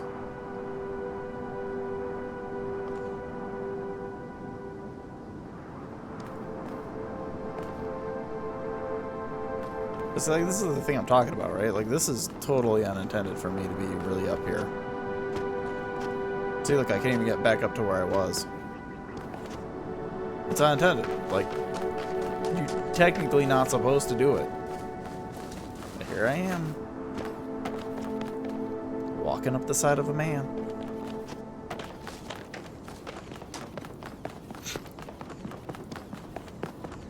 I just don't get it. Alright, I guess we'll take a route back over there. See if I can figure something out. If not, I guess I'm gonna look up the guide.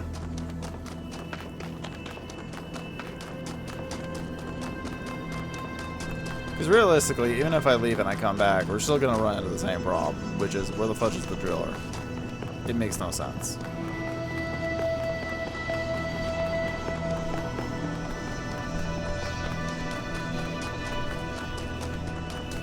And I hate to do it, because I've made it through, like, the majority of the game without looking up anything. But I'm just convinced that it's just in a place. And I'm missing the obvious sign of where it is. Which is ridiculous. Like, played quite a few like point-and-click adventure games and stuff like that. And it just, you get to the point where you're like, I have absolutely no idea what I'm doing.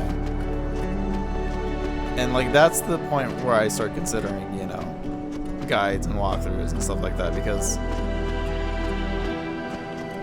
what am I even doing now, right? Like, does this even make sense to do? Is this intended by the developers? Or am I just trying to perform some baloney, thinking that it'll work out in the end? Woo!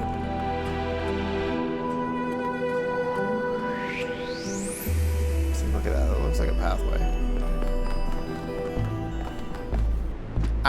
Didn't really mean to do that.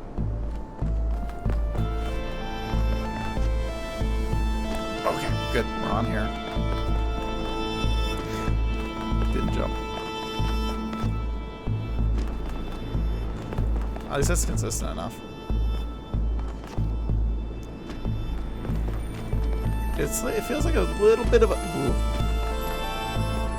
stretch.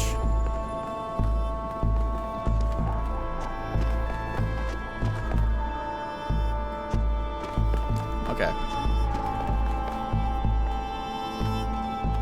We're in uncharted territory, boys. You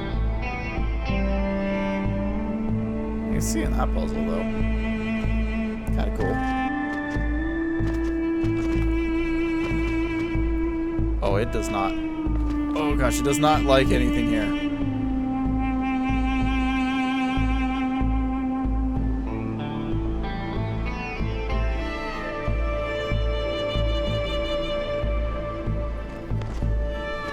I just need like a little bit of a position. Something somewhere.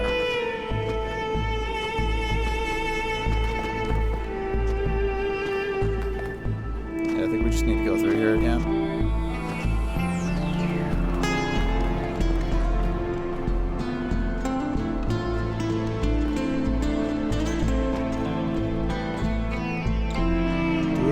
Like far enough. Let's go see if we can find a better positioning. To get on the other leg. Actually, I think we tried going from here before, right? I think it might be better from the other side, technically.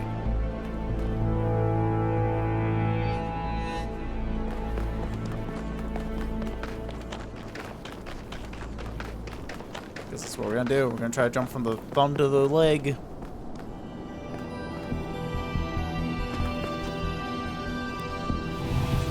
Nope, missed it.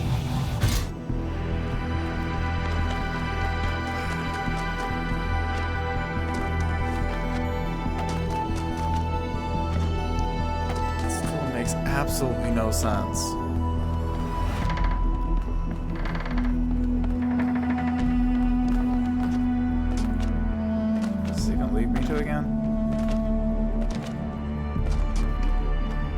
Right, so like I technically have to like snake back around.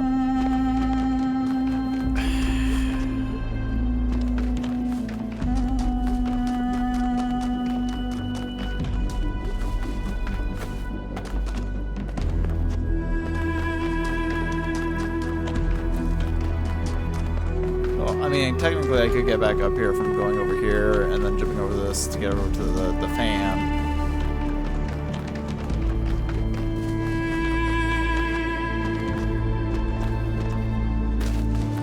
Like,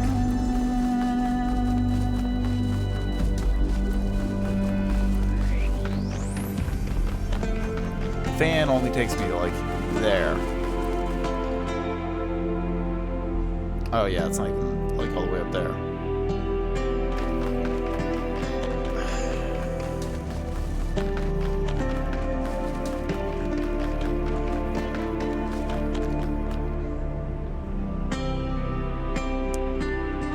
Alright, I'm sick of this.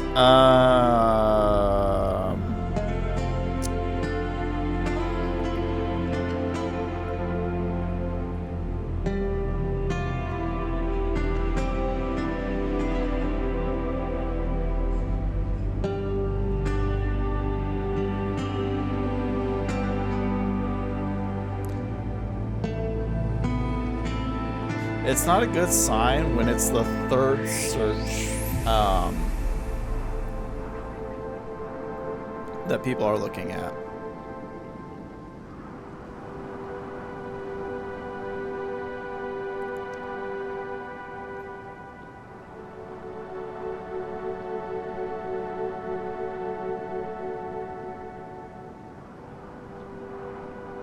Okay, thank you for letting me know how to make the connection.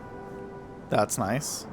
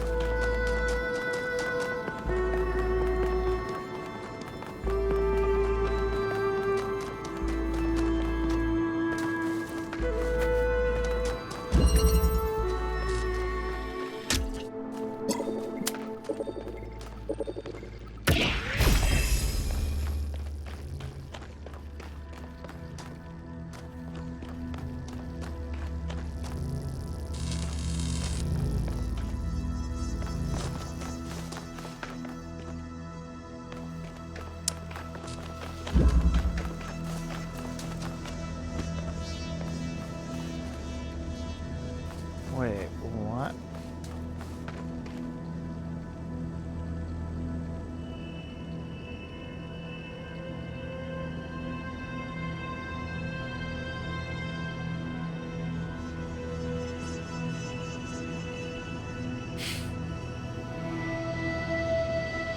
I don't know how to feel about this. I stared at it.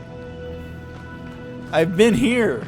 I looked at it and was like, yeah, it just seems integral to the puzzle. Nothing clicked. Anyways, hey, here's the driller.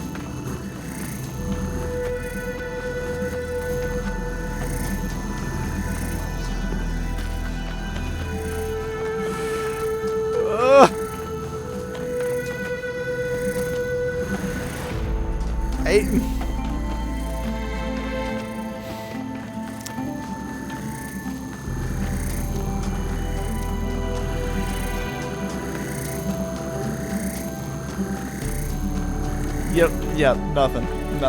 Nope. No thoughts. Brain, not work.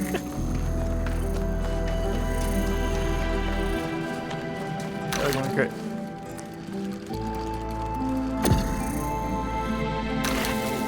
There we go. Close enough.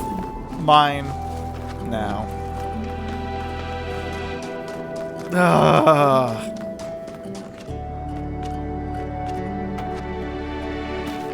See, the problem is I just wasn't like, you know, usually when you look up a guide, like often they'll spoil like a little bit more than intended, which is kind of the problem part. If it was like, oh yeah, if you just looked around like problem 4 there, you'd find it. Maybe that'd be a little bit better, but regardless, here we are now. We got it. It's fine. Even though I looked it dead in the eye.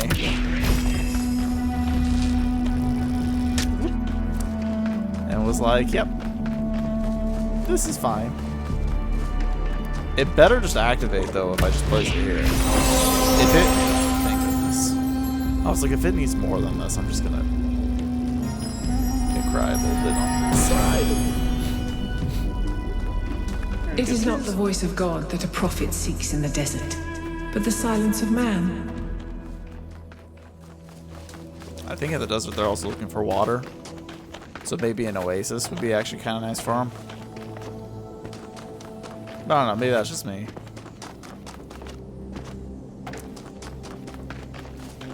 Okay, I think we have like one more world and then like mega structure territory. Because like we would have had the Sphinx, we've had Prometheus.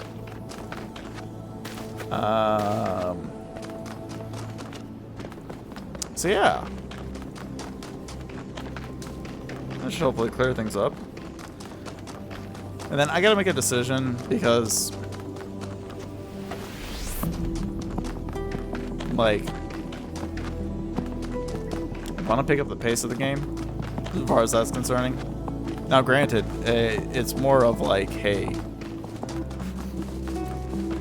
I've been on this game way too long for stream game. Which I think it comes in like the problem territory of playing a game one time every week in comparison.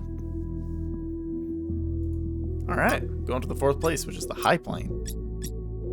Wait, you can choose like individual things? Oh, it just tells you the names. Alright, West 3, here we go. We're getting closer. I hope Byron is still okay. He's overloaded right now. Prometheus seemed to think so. Let's hope he's trustworthy. Can we trust Prometheus? Man was shackled. Do you trust Comp? Oh.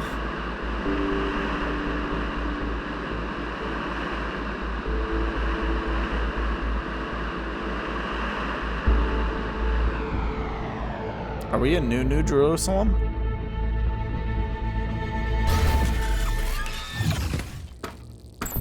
Because this is kind of the vibes I get, but like, I don't know, it's kind of nicer, to be honest. It looks like bigger. Another remarkable structure. But what can its purpose be? Does it need a purpose? Actually, I can answer this one. In the Files 1K downloaded, there's a design for a launch pad for space vehicles. This is about 90% identical. Is it functional? I don't think so, not if the inside is like the other towers. Wow. Imagine if it worked. Imagine if we could go up there. I mean, the stars, not the top of the tower. Although, that would be cool too.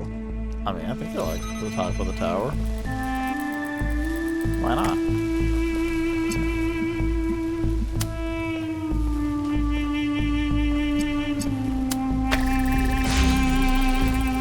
Okay. But if I do one fan...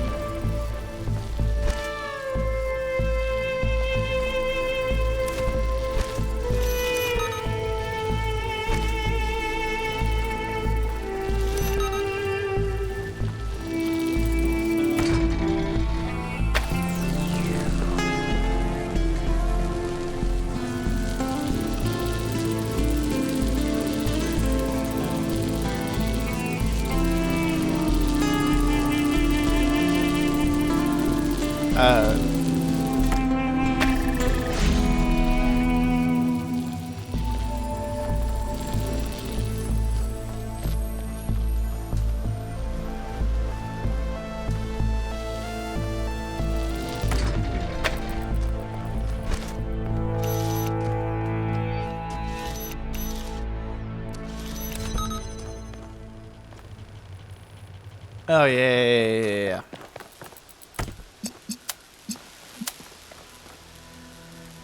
Actually, wait, how's this gonna work with this? 'Cause that's on.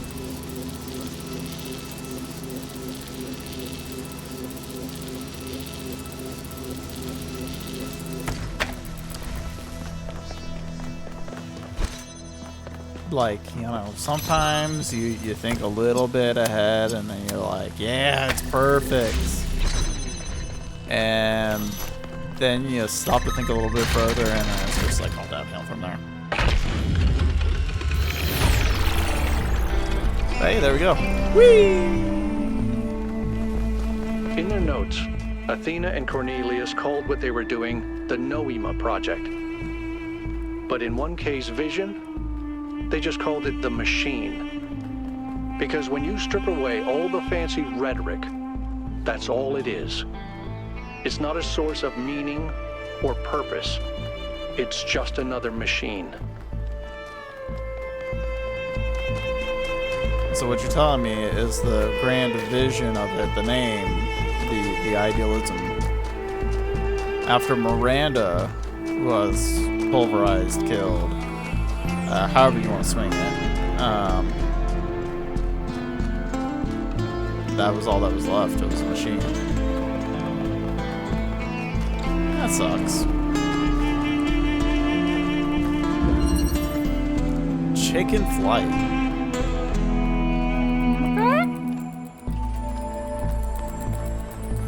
Alright, so part of me needs like a button somewhere.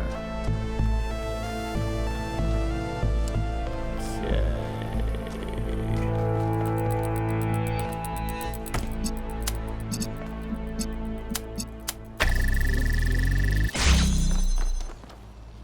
Alright, so I'm not going to be able to get towards that fan because it keeps pushing me back. What does this do? See, that's the thing about it. Like, I don't see any cubes in here, so, like...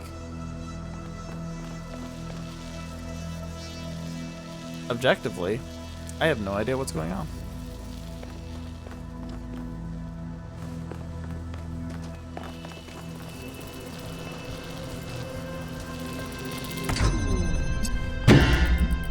Right, yeah, that thing.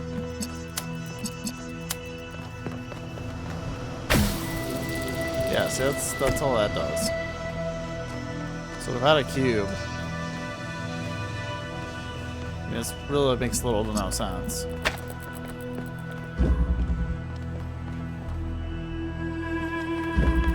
And the two things are only going to send me backwards, or forwards and backwards.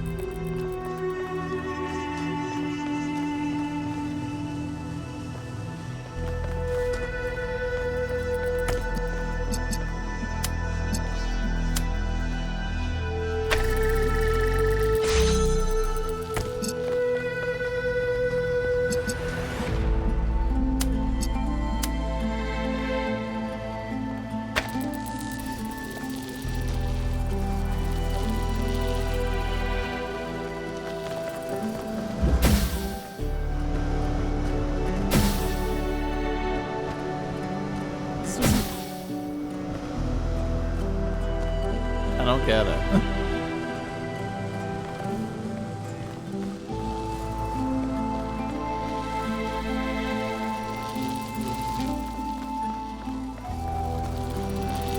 So it's almost like I gotta like cancel out this one.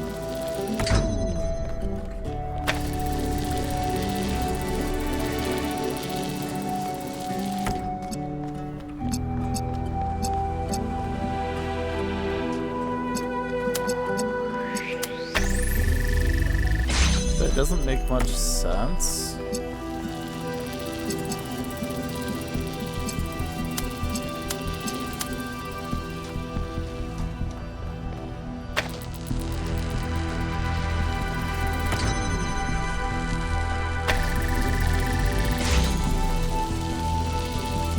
Yeah, 'cause like this doesn't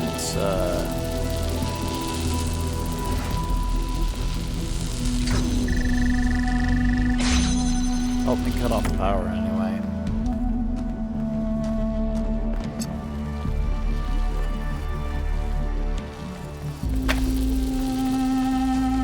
Plus, without a, you know, hexahedron around here, like, what the fudge am I doing?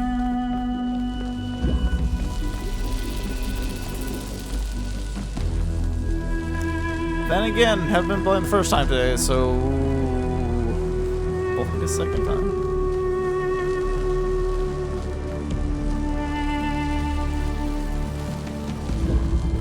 I just don't get it. There's fans.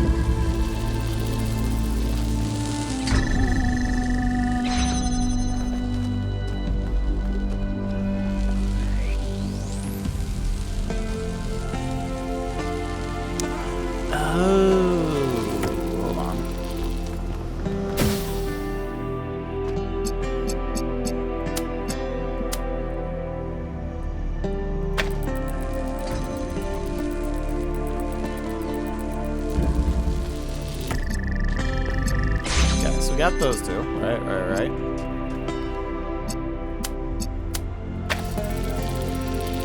That blows that one off. Then we take this one, drop it here, and we in.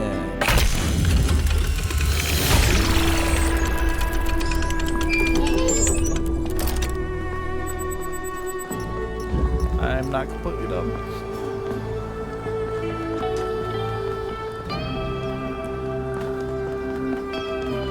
Three's all the way over there, but then there's a question mark over here.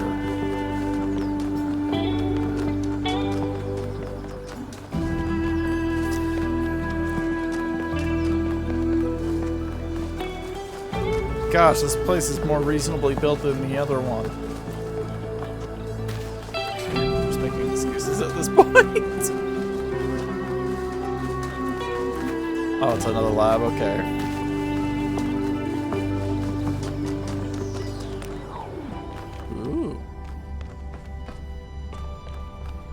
Decrepit. Man, this one goes down further than the other ones.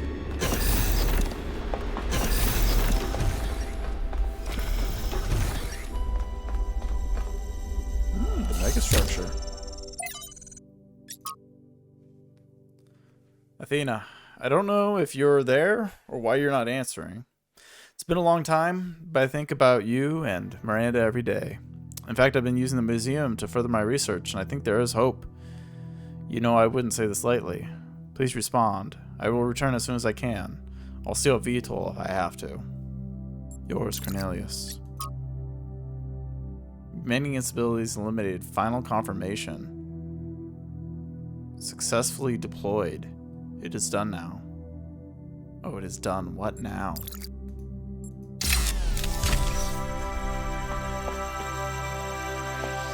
So is the megastructure part of the Noma?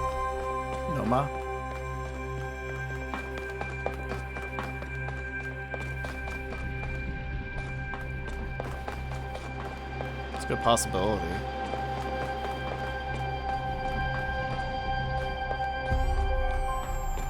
Oh, there's another palm. Sometimes imagine myself following the matrilineal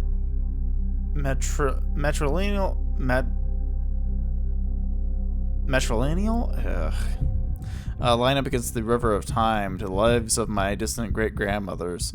I try to imagine the sheer horror of motherhood, the agony of childbirth, the risk of death with every birth, the certainty of losing some of one's children. To us now, the loss of a child is a horror, almost beyond words, a grief so deep it seems almost insurmountable. I try to imagine what it meant to live in a world where it was a ubiquitous reality, where you could only choose to respond with either an ever-deepening pain or an inhuman numbness, and all of it tied to the foundation stone of your existence, the body. This journey in the past reminds me of my freedom as a woman, is on some level technological. Without medical technologies, I am reduced to the cruel logic of nature, which cares about nothing except reproduction. Without machines, I become a machine. Only machines allow us to be more than machines ourselves. It's fair. I mean, industrial era did take us to a different level. And people are hoping that the next era that we're stepping into will do the same, even though it will need a lot more infrastructure and a lot more thought than I think some people are giving it currently, because money is motive. Dear Founder, I heard a story that you left because you discovered a way for us to become beings of flesh. Please, Founder, if it is true, please tell me how to achieve this miracle. I hate being a creature of metal and plastic, an abomination to the earth. Every day I curse myself for being immortal, for mindlessly consuming energy, for being so unlike the graceful animals to whom the planet truly belongs. I've stripped away as many parts of this vile skeleton as I can, but it's not enough. I am still a machine. For the longest time, I couldn't understand the source of my unhappiness, and I sought to blame our mayor and his associates for the decisions that made my life so miserable. But now I see that my problems aren't external at all. It's all me. And if I could change myself, if I could make myself truly human, I would be happy. Please, Founder, take pity on me. Yours in faith, Spugna.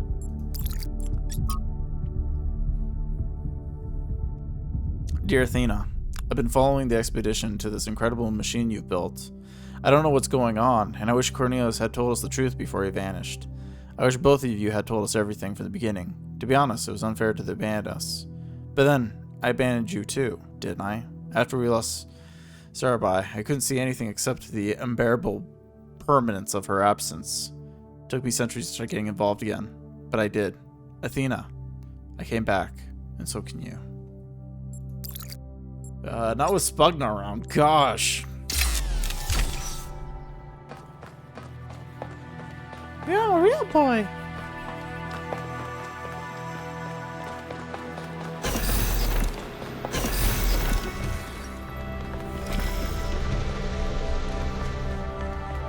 And again, he's like, oh, I blamed it on everybody else, but I found out it was me who hates me. Please. Someone more important, try to figure out everything for me. Oh, whoopsie, wrong button.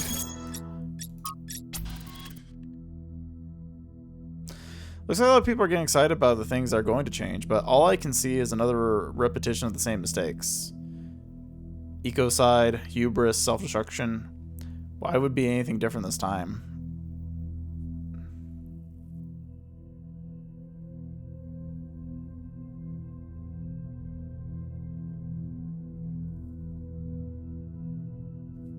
Ooh. Maybe it won't. But life goes on. And maybe it shouldn't. Maybe we should just switch ourselves off and stop ruining everything. No need to be so gloomy. Come visit me and I'll tell you some stories from the old days. Sure, why not? I don't have anything much better to do.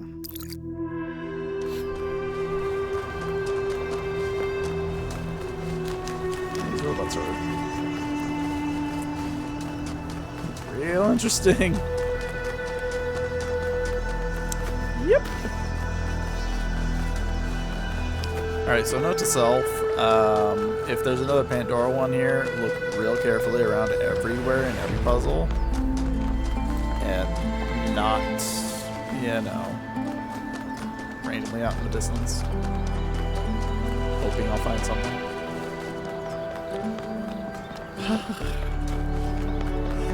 Oh!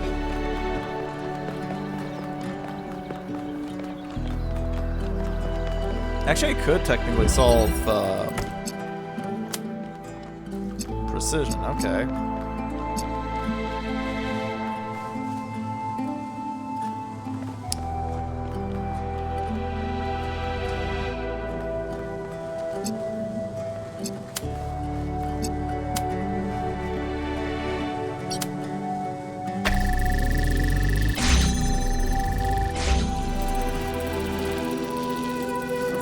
That's like cool and all, except for the fact that I'm stuck there.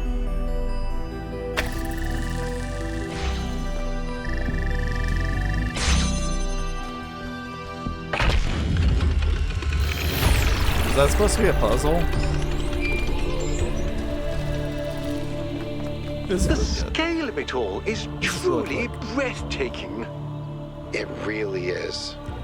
But is it a human scale? Or is it so enormous that it can only alienate us? Humans have always been happiest in small communities.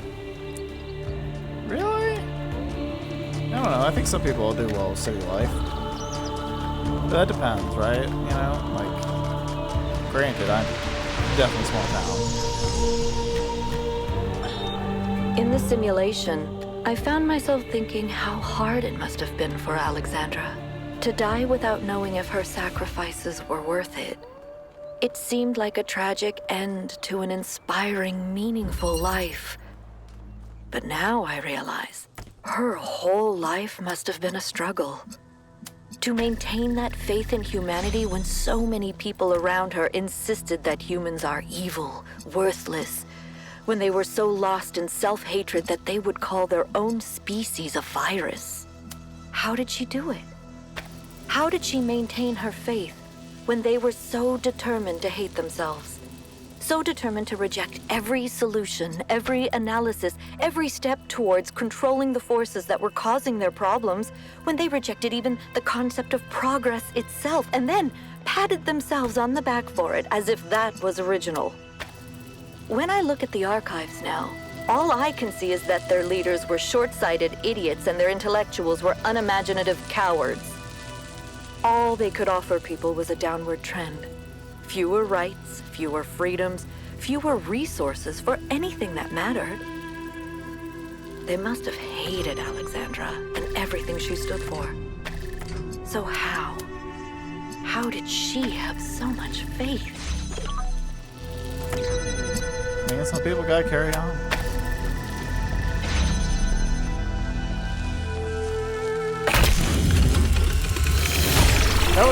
That one was a bit of a brain twister on that. Hey, Nova. Hey, 1K. I wanted to take a moment to talk to you. Yeah. The truth is, realizing that Athena discovered a theory of everything really shook me. From the moment we landed here, I've felt torn. I've almost been tempted to agree with the mayor of all people. But now, I just can't stop thinking that Byron was right. When I think about what we could do with the theory of everything, then what we're doing now sure looks like stagnation. I'm afraid that this is the future, and if we reject it, we're condemning ourselves to a slow death. Am I wrong? Tell me I'm wrong. You do not... They were missing me! Oof.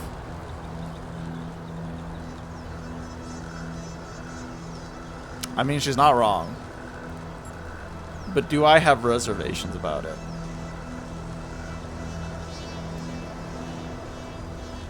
I do. But more in the sense of, like, the scale of what it is, right? And how much we imagine, like, we could do too much with it, right?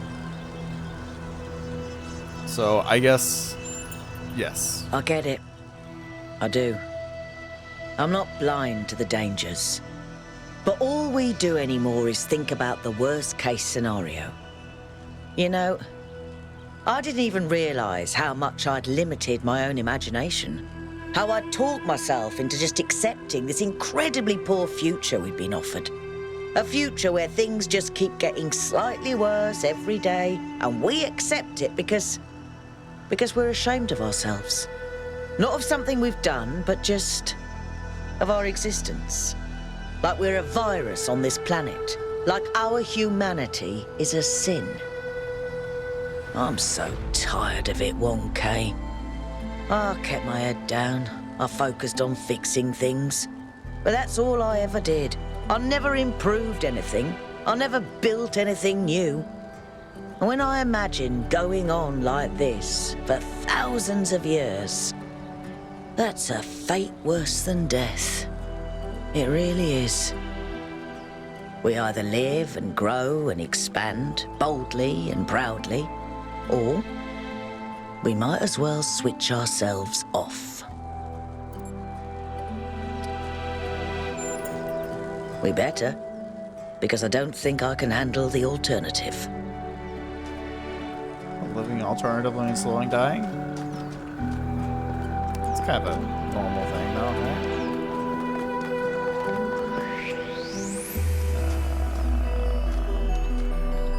This seems really close. What is this?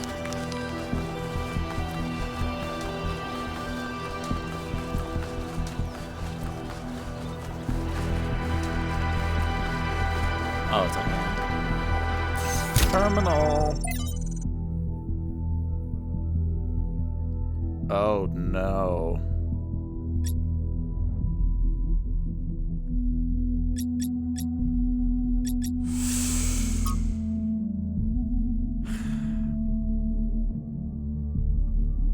It's people like Trevor, as much as it is people like Alexandra, who make the future happen.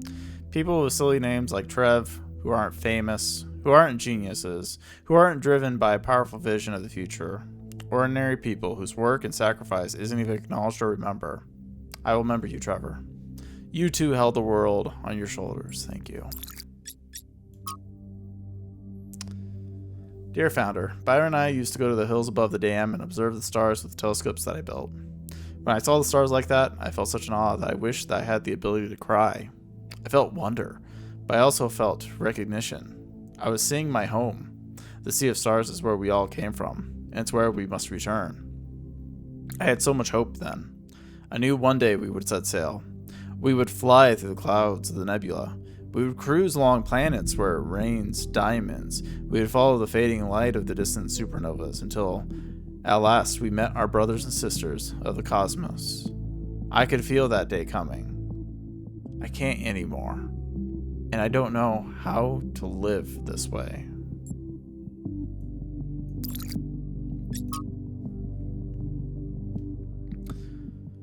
I lived Sarbai for nearly a century. I will not pretend that all those days were good. Some were terrible. She was opinionated. She could be difficult. She could be unfair. And so could I. Sometimes we hurt each other, though we rarely meant to. But those days were good, and some days were great. A great day with Sarbai made you feel different. Made you feel like something had been revealed to you about the nature of the universe itself. Some innate goodness at the heart of all things. Like Nadia Sarbai, whose name she adopted. She believed in the existence of something sublime beyond the material world. I hope she was right. I hope she's still somewhere. I hope she's not trapped in that broken body I tried so hard to repair. I was advised to let her go, to get over my attachment. I tried, but it was the wrong advice. Love is what makes us human, and we should count ourselves blessed that we can experience it. My attachment is what kept me sane, what anchored me to this world. Even in death, she saved my life. I'm grateful for these days that we got, but no mad days would have been enough. Love is not infinite, and it is for an infinity that we must strive. I will do so for all of you who may be down find love in honor of Sarbai. Apatia. If I'd been more careful, New Alexandria would never have happened, and Sarbai would still be alive. Alright, Trevor, lay it on us. Final words. Everybody's gone, except me and Alex. She's upstairs somewhere. Haven't talked to her in days. The only reason why I know she's still alive is she's submitting bug fixes. I still have a lot to do myself. I've almost got the the tertiary backup thing working. This is the one that's really gonna last if everything else breaks. And you know what? I think everything else might. The MLA still giving me all these hiccups, but I don't know. I'm not a software guy. All the software guys, yeah, they're dead. God, these time capsules went a bit sideways, didn't they? I was gonna tell you all about myself, John Carpenter, and all that stuff, but mostly I just told you about Alex. Funny. I wonder if I should just... I should just tell her, you know? Just tell her. Just tell her. Maybe later. I gotta finish this first. Sir! No! What do you mean? Just tell her. Maybe later. No. Just do it.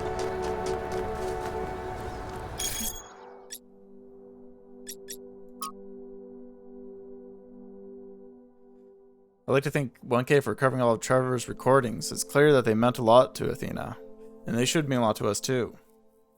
He is as much of our progenitor as Alexander Jenin was, and we should not forget him. It's all a love story in the end. All of humanity in history, even when people die, or never even have the chance to get to know each other, love is the only thing that survives the abyss of time. Without the love Trevor felt for Alexandra, without the love Alexandra felt for us, none of us would be here, and nothing would matter. Thank you, 1K. As tragic as the story is, it gives me hope, and who knows, perhaps she loved him too. Or could have. We don't know. It cuts off. And there's nothing more.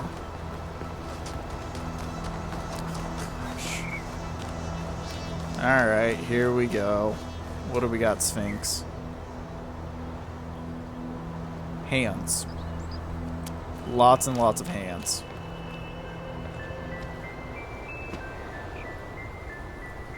Oh, I see that now.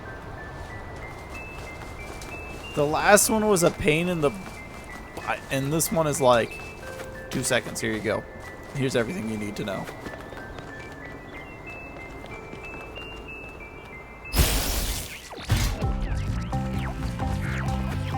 Shouldn't be too bad though.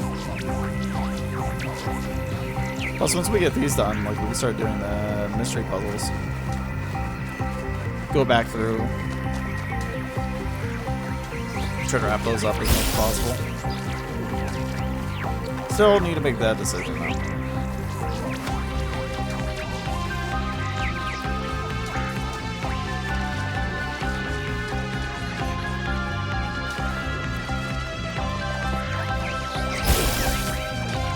I don't even know where it is, but lead me there. Gosh, this game is large. And realistically, the puzzles only take like a small portion.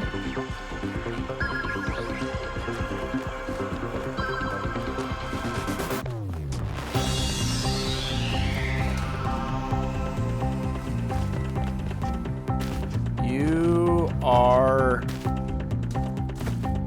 You know what? We'll do it. We got this. Mobile instruments. Okay, what do we got here? Alright, alright, alright.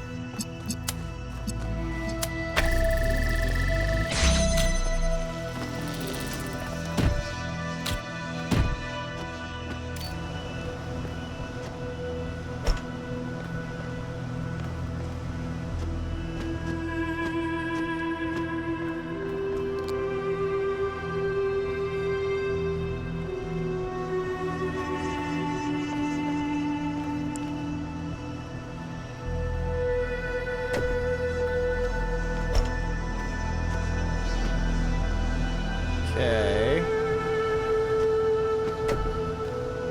Oh, I can take this. Yeah. Alright, now we leave. We solved it enough. Wait, did I make a mistake in there?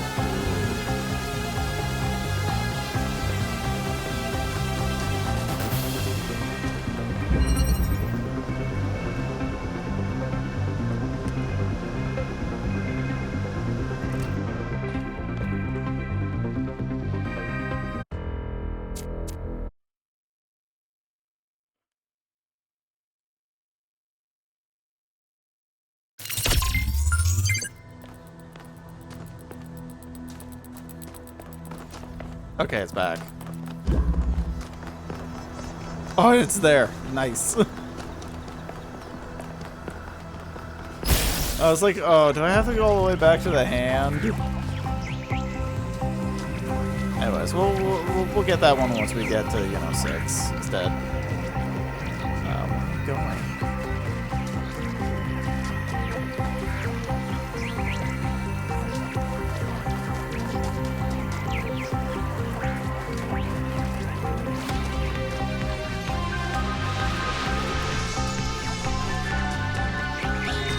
Are the generators working? Yep, all good. Those Mark IIs are real workhorses. Wow, did you finish the setup? Yes. Sorry I couldn't wait. It was so much fun to just do something again without having to endlessly discuss it first. I know what you mean. We have a lot of work ahead of us, though. We do, but honestly, Cornelius, I haven't felt this excited in years. Just imagine, one day they'll come here and we'll be able to show them a whole new world. A different future right at their fingertips. You do think we can do it, right?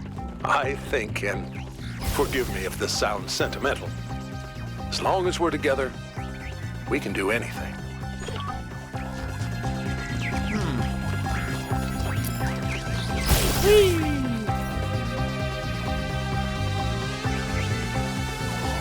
And now they're getting like all the achievements. They're all just popping off.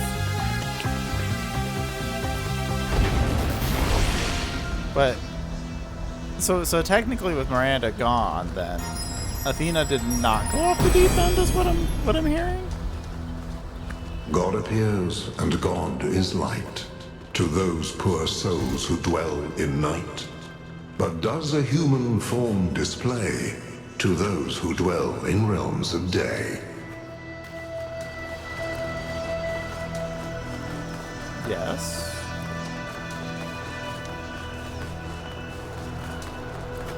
Maybe. Like, I see a lot of hands here, but this is not it. Not what I was expecting. Hey, that's Thatcher. In my reports to you, I have often spoken about this island in terms that some might perceive as negative. I hope you understand that the opposite is true. Here in these green hills, I see tremendous potential for transformation and spiritual awakening. I do not see the world as you do, Athena, but I see the rot at the heart of New Jerusalem. If you and Cornelius want to go through with your plan, then this is the perfect place. My students and I will help you transport the remaining tech from New Alexandria. After that, once you and Cornelius are settled, we will leave for our great journey. I can only hope that we all find what we are looking for.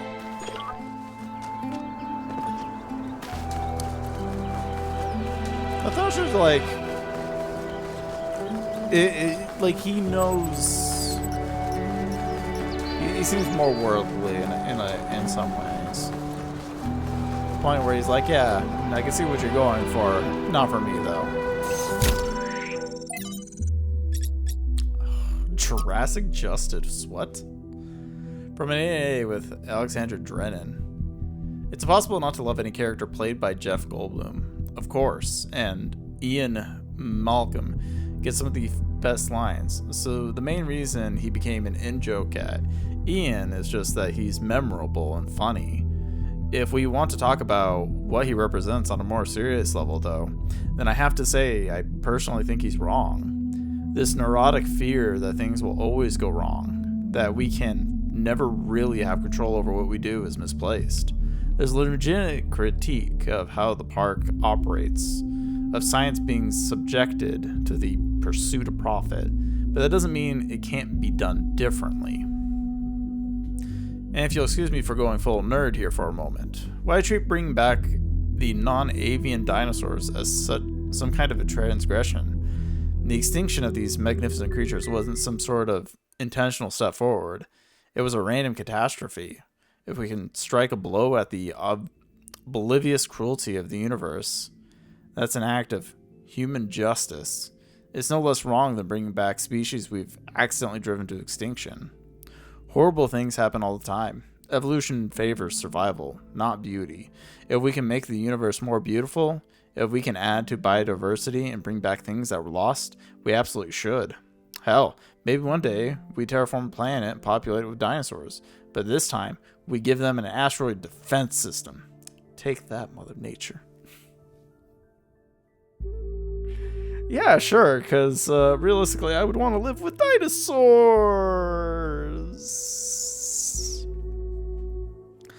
This is the Alexandrian that I love the most. Dreaming of all the good we humans could do in the world, I try to hang on to that. I just think of it realistically from my perspective. No dinosaurs, please. No giant lizards that could eat me. But the expansion of which I speak was much more evil than all of this. I remarked that the materialist, like the madman, is in prison. In the prison of one thought. These people seem to think it It's singularly inspiring to keep on saying that the prison was very large. The size of the scientific universe gave one no novelty, no relief. The cosmos went on forever. But on to the wild's constellation. Could there be anything really interesting? Anything, for instance, such as forgiveness or free will? So these expanders of the universe had nothing to show us except more and more infinite corridors of space lit by ghastly suns and empty of all that is divine. Here Chesterton's imagination, normally so powerful, fails him utterly. The problem is that he's not interested in the universe, and so not only does he fail to see, he fails to even look. He finds what he's expected to find. That's true. They do say that you will find what you expect, or something along those lines. Exactly, and he misses not only the grandeur of the universe, but the miracle that is magnified by contrast. That forgiveness and free will do exist within people. When Hercules came upon Atlas, the Titan had grown old and tired. I have borne the weight of the celestial spheres for 1 billion of years, he said. Heracles. Every time I read it, I'm like, Hercules. I'm like, no, that's Heracles.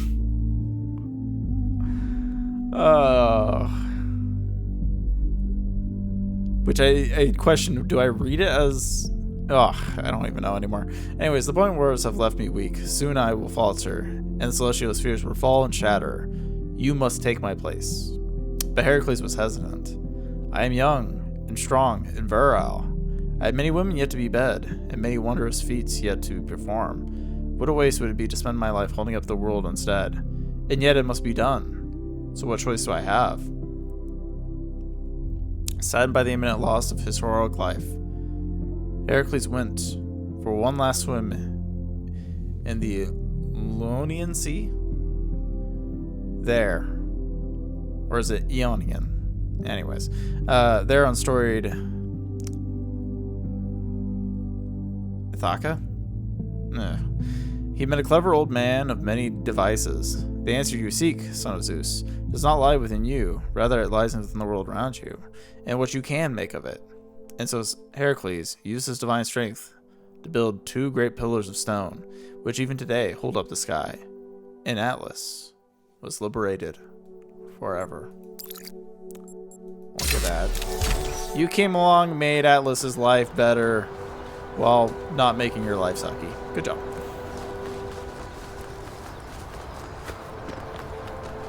I guess we should check this. So Lithars and his students helped Athena and Cornelius execute their plan. Another fascinating discovery occurred of 1K. Many of the events in their city history that seems disconnected turn out to be part of a bigger pattern. There's something to be learned from that. Listen, you guys lived in a cave for a century, and then you're like, oh, these things are connected. No shit. This does answer some questions I had, like how Athena and Cornelius transported all the equipment from New Alexandria to the island. Disturbing, but good to know. The Thouser was cool. Half the time I had no idea what he was talking about in his recordings, but it's all just so interesting and weird. Good work, 1K. Thank you! I'm not even gonna ask about Lithrager. Yeah, excellent work. Not just finding Lithrager's obviously, but everything else you've accomplished too. All I am saying is that, Lithrager just doesn't want to be found, so we might as well just let him be, right?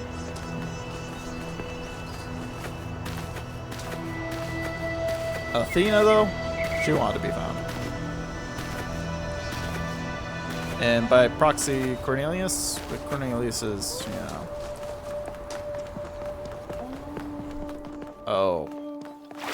It flooded.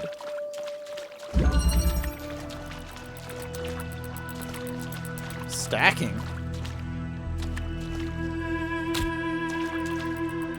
Okay.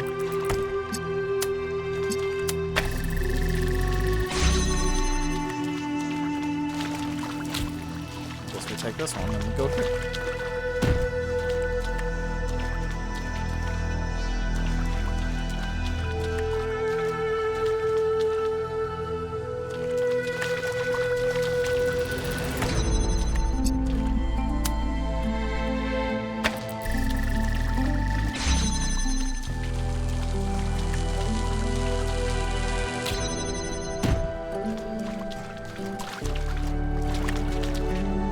one of you, please and thank you. Whee!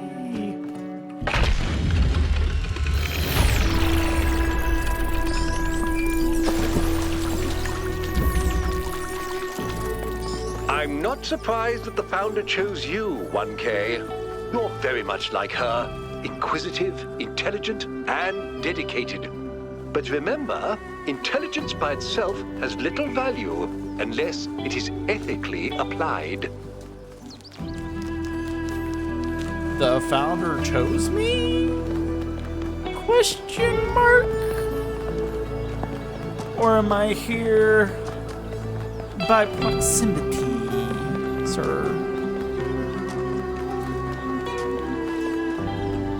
And by proximity, I mean just don't flip and look. Rerouting. Okay, what am I rerouting? Seems very,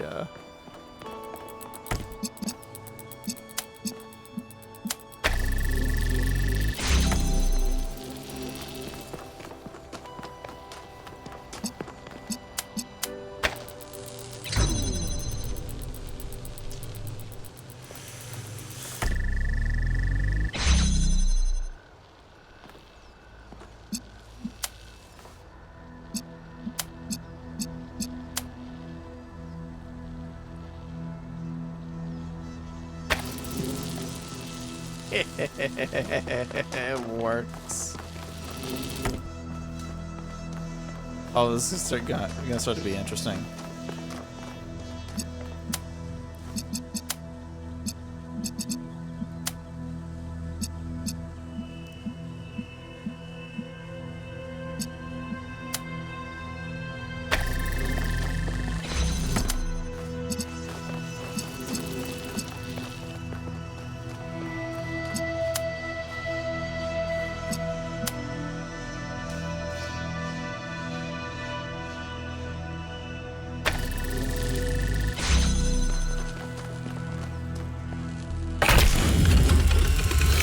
Honestly, I feel like that one's a little cheeky.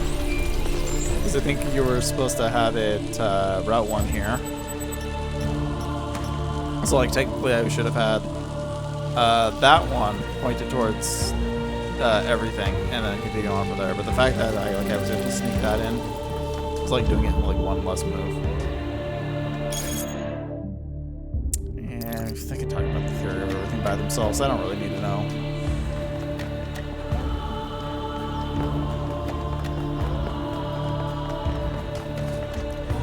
On to 6 we go. Forget the pathways. Actually, okay, we'll take the pathways. It's a nice staircase.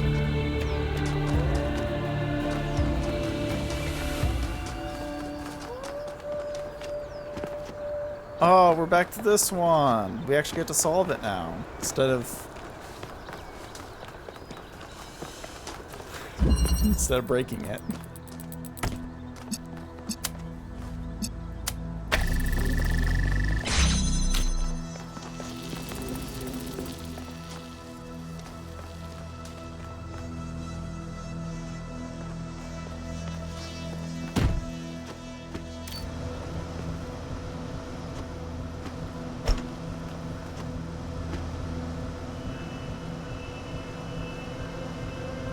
Alright, so technically we only have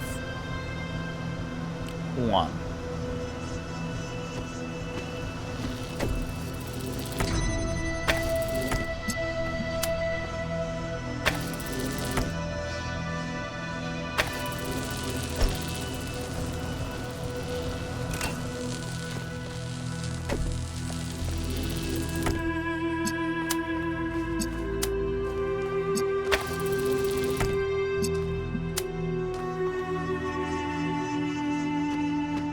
I can't put this on top of it.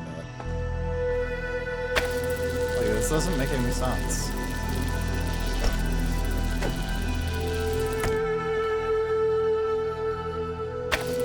Like, how am I gonna...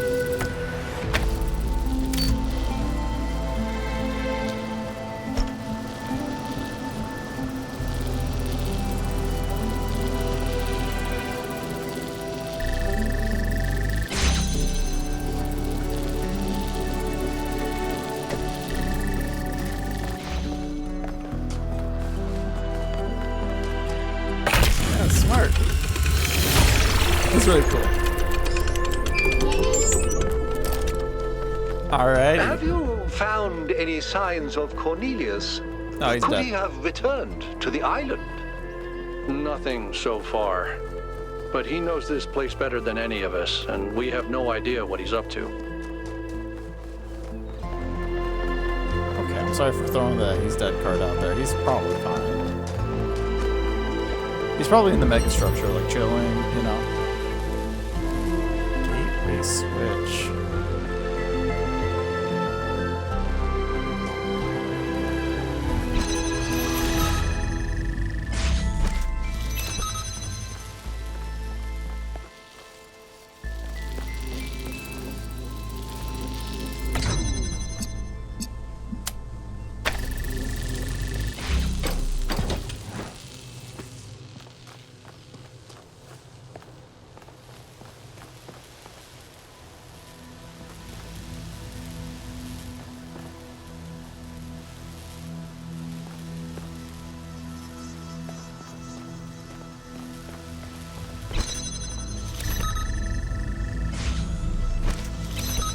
Okay, I worry here a little bit.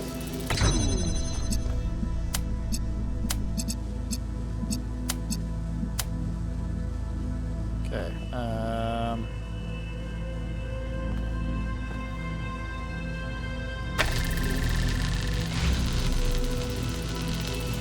it's almost like I need to pull this one out, technically. But I think this works, because it should have access to everything.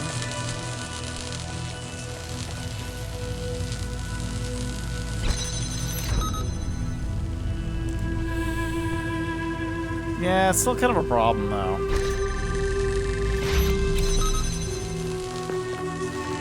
Yeah, you kind of need to work on pulling these things out.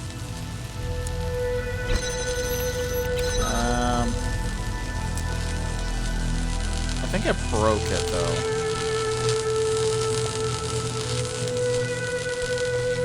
Actually, hold on. Maybe we can do this.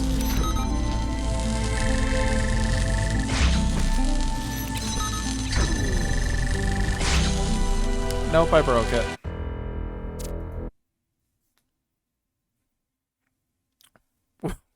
What do you want me to do?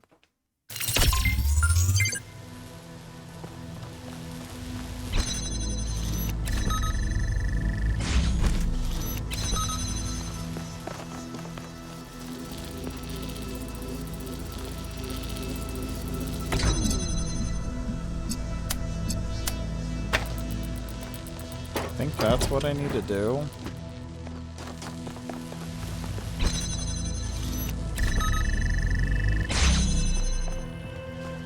Okay.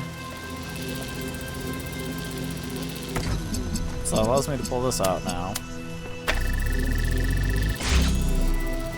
Okay.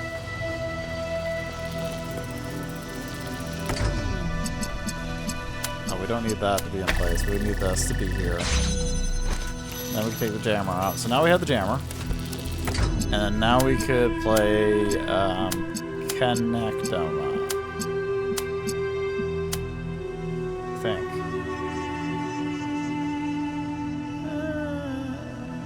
Yeah, something like that.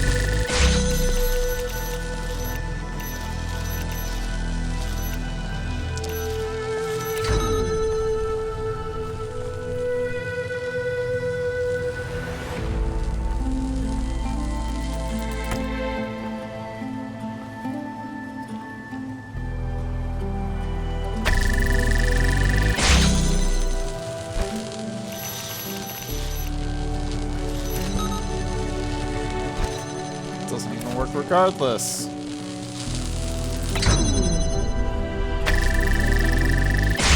I think that does that.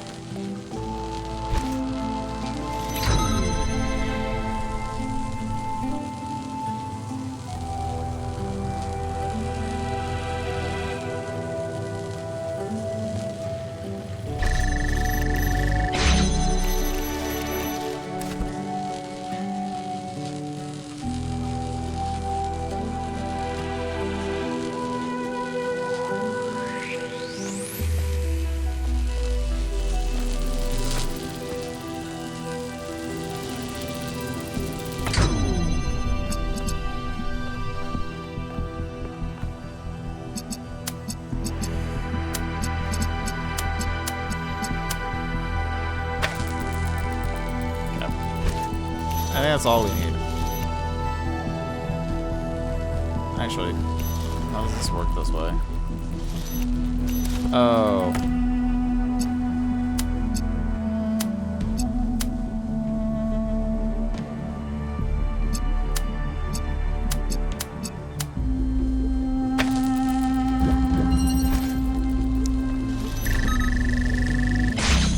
Okay, now that's kept open, right? And then what we do is we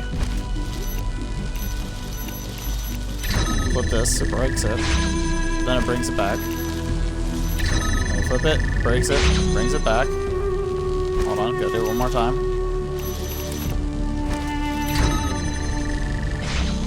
Wait, what the fudge? Oh! Where's the wait, what, there wasn't a fourth red one out there. I am so glad I'm not in charge of solving these. Hey, you know, you could be Yaku. It's not that complicated. Alright, I still have to think about the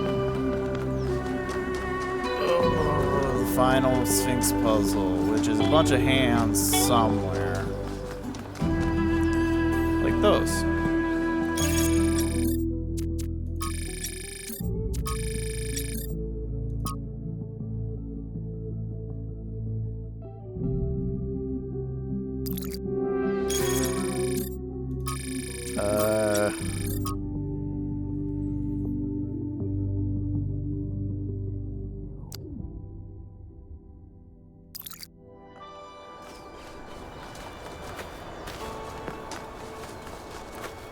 Ooh, it seems like a puzzle.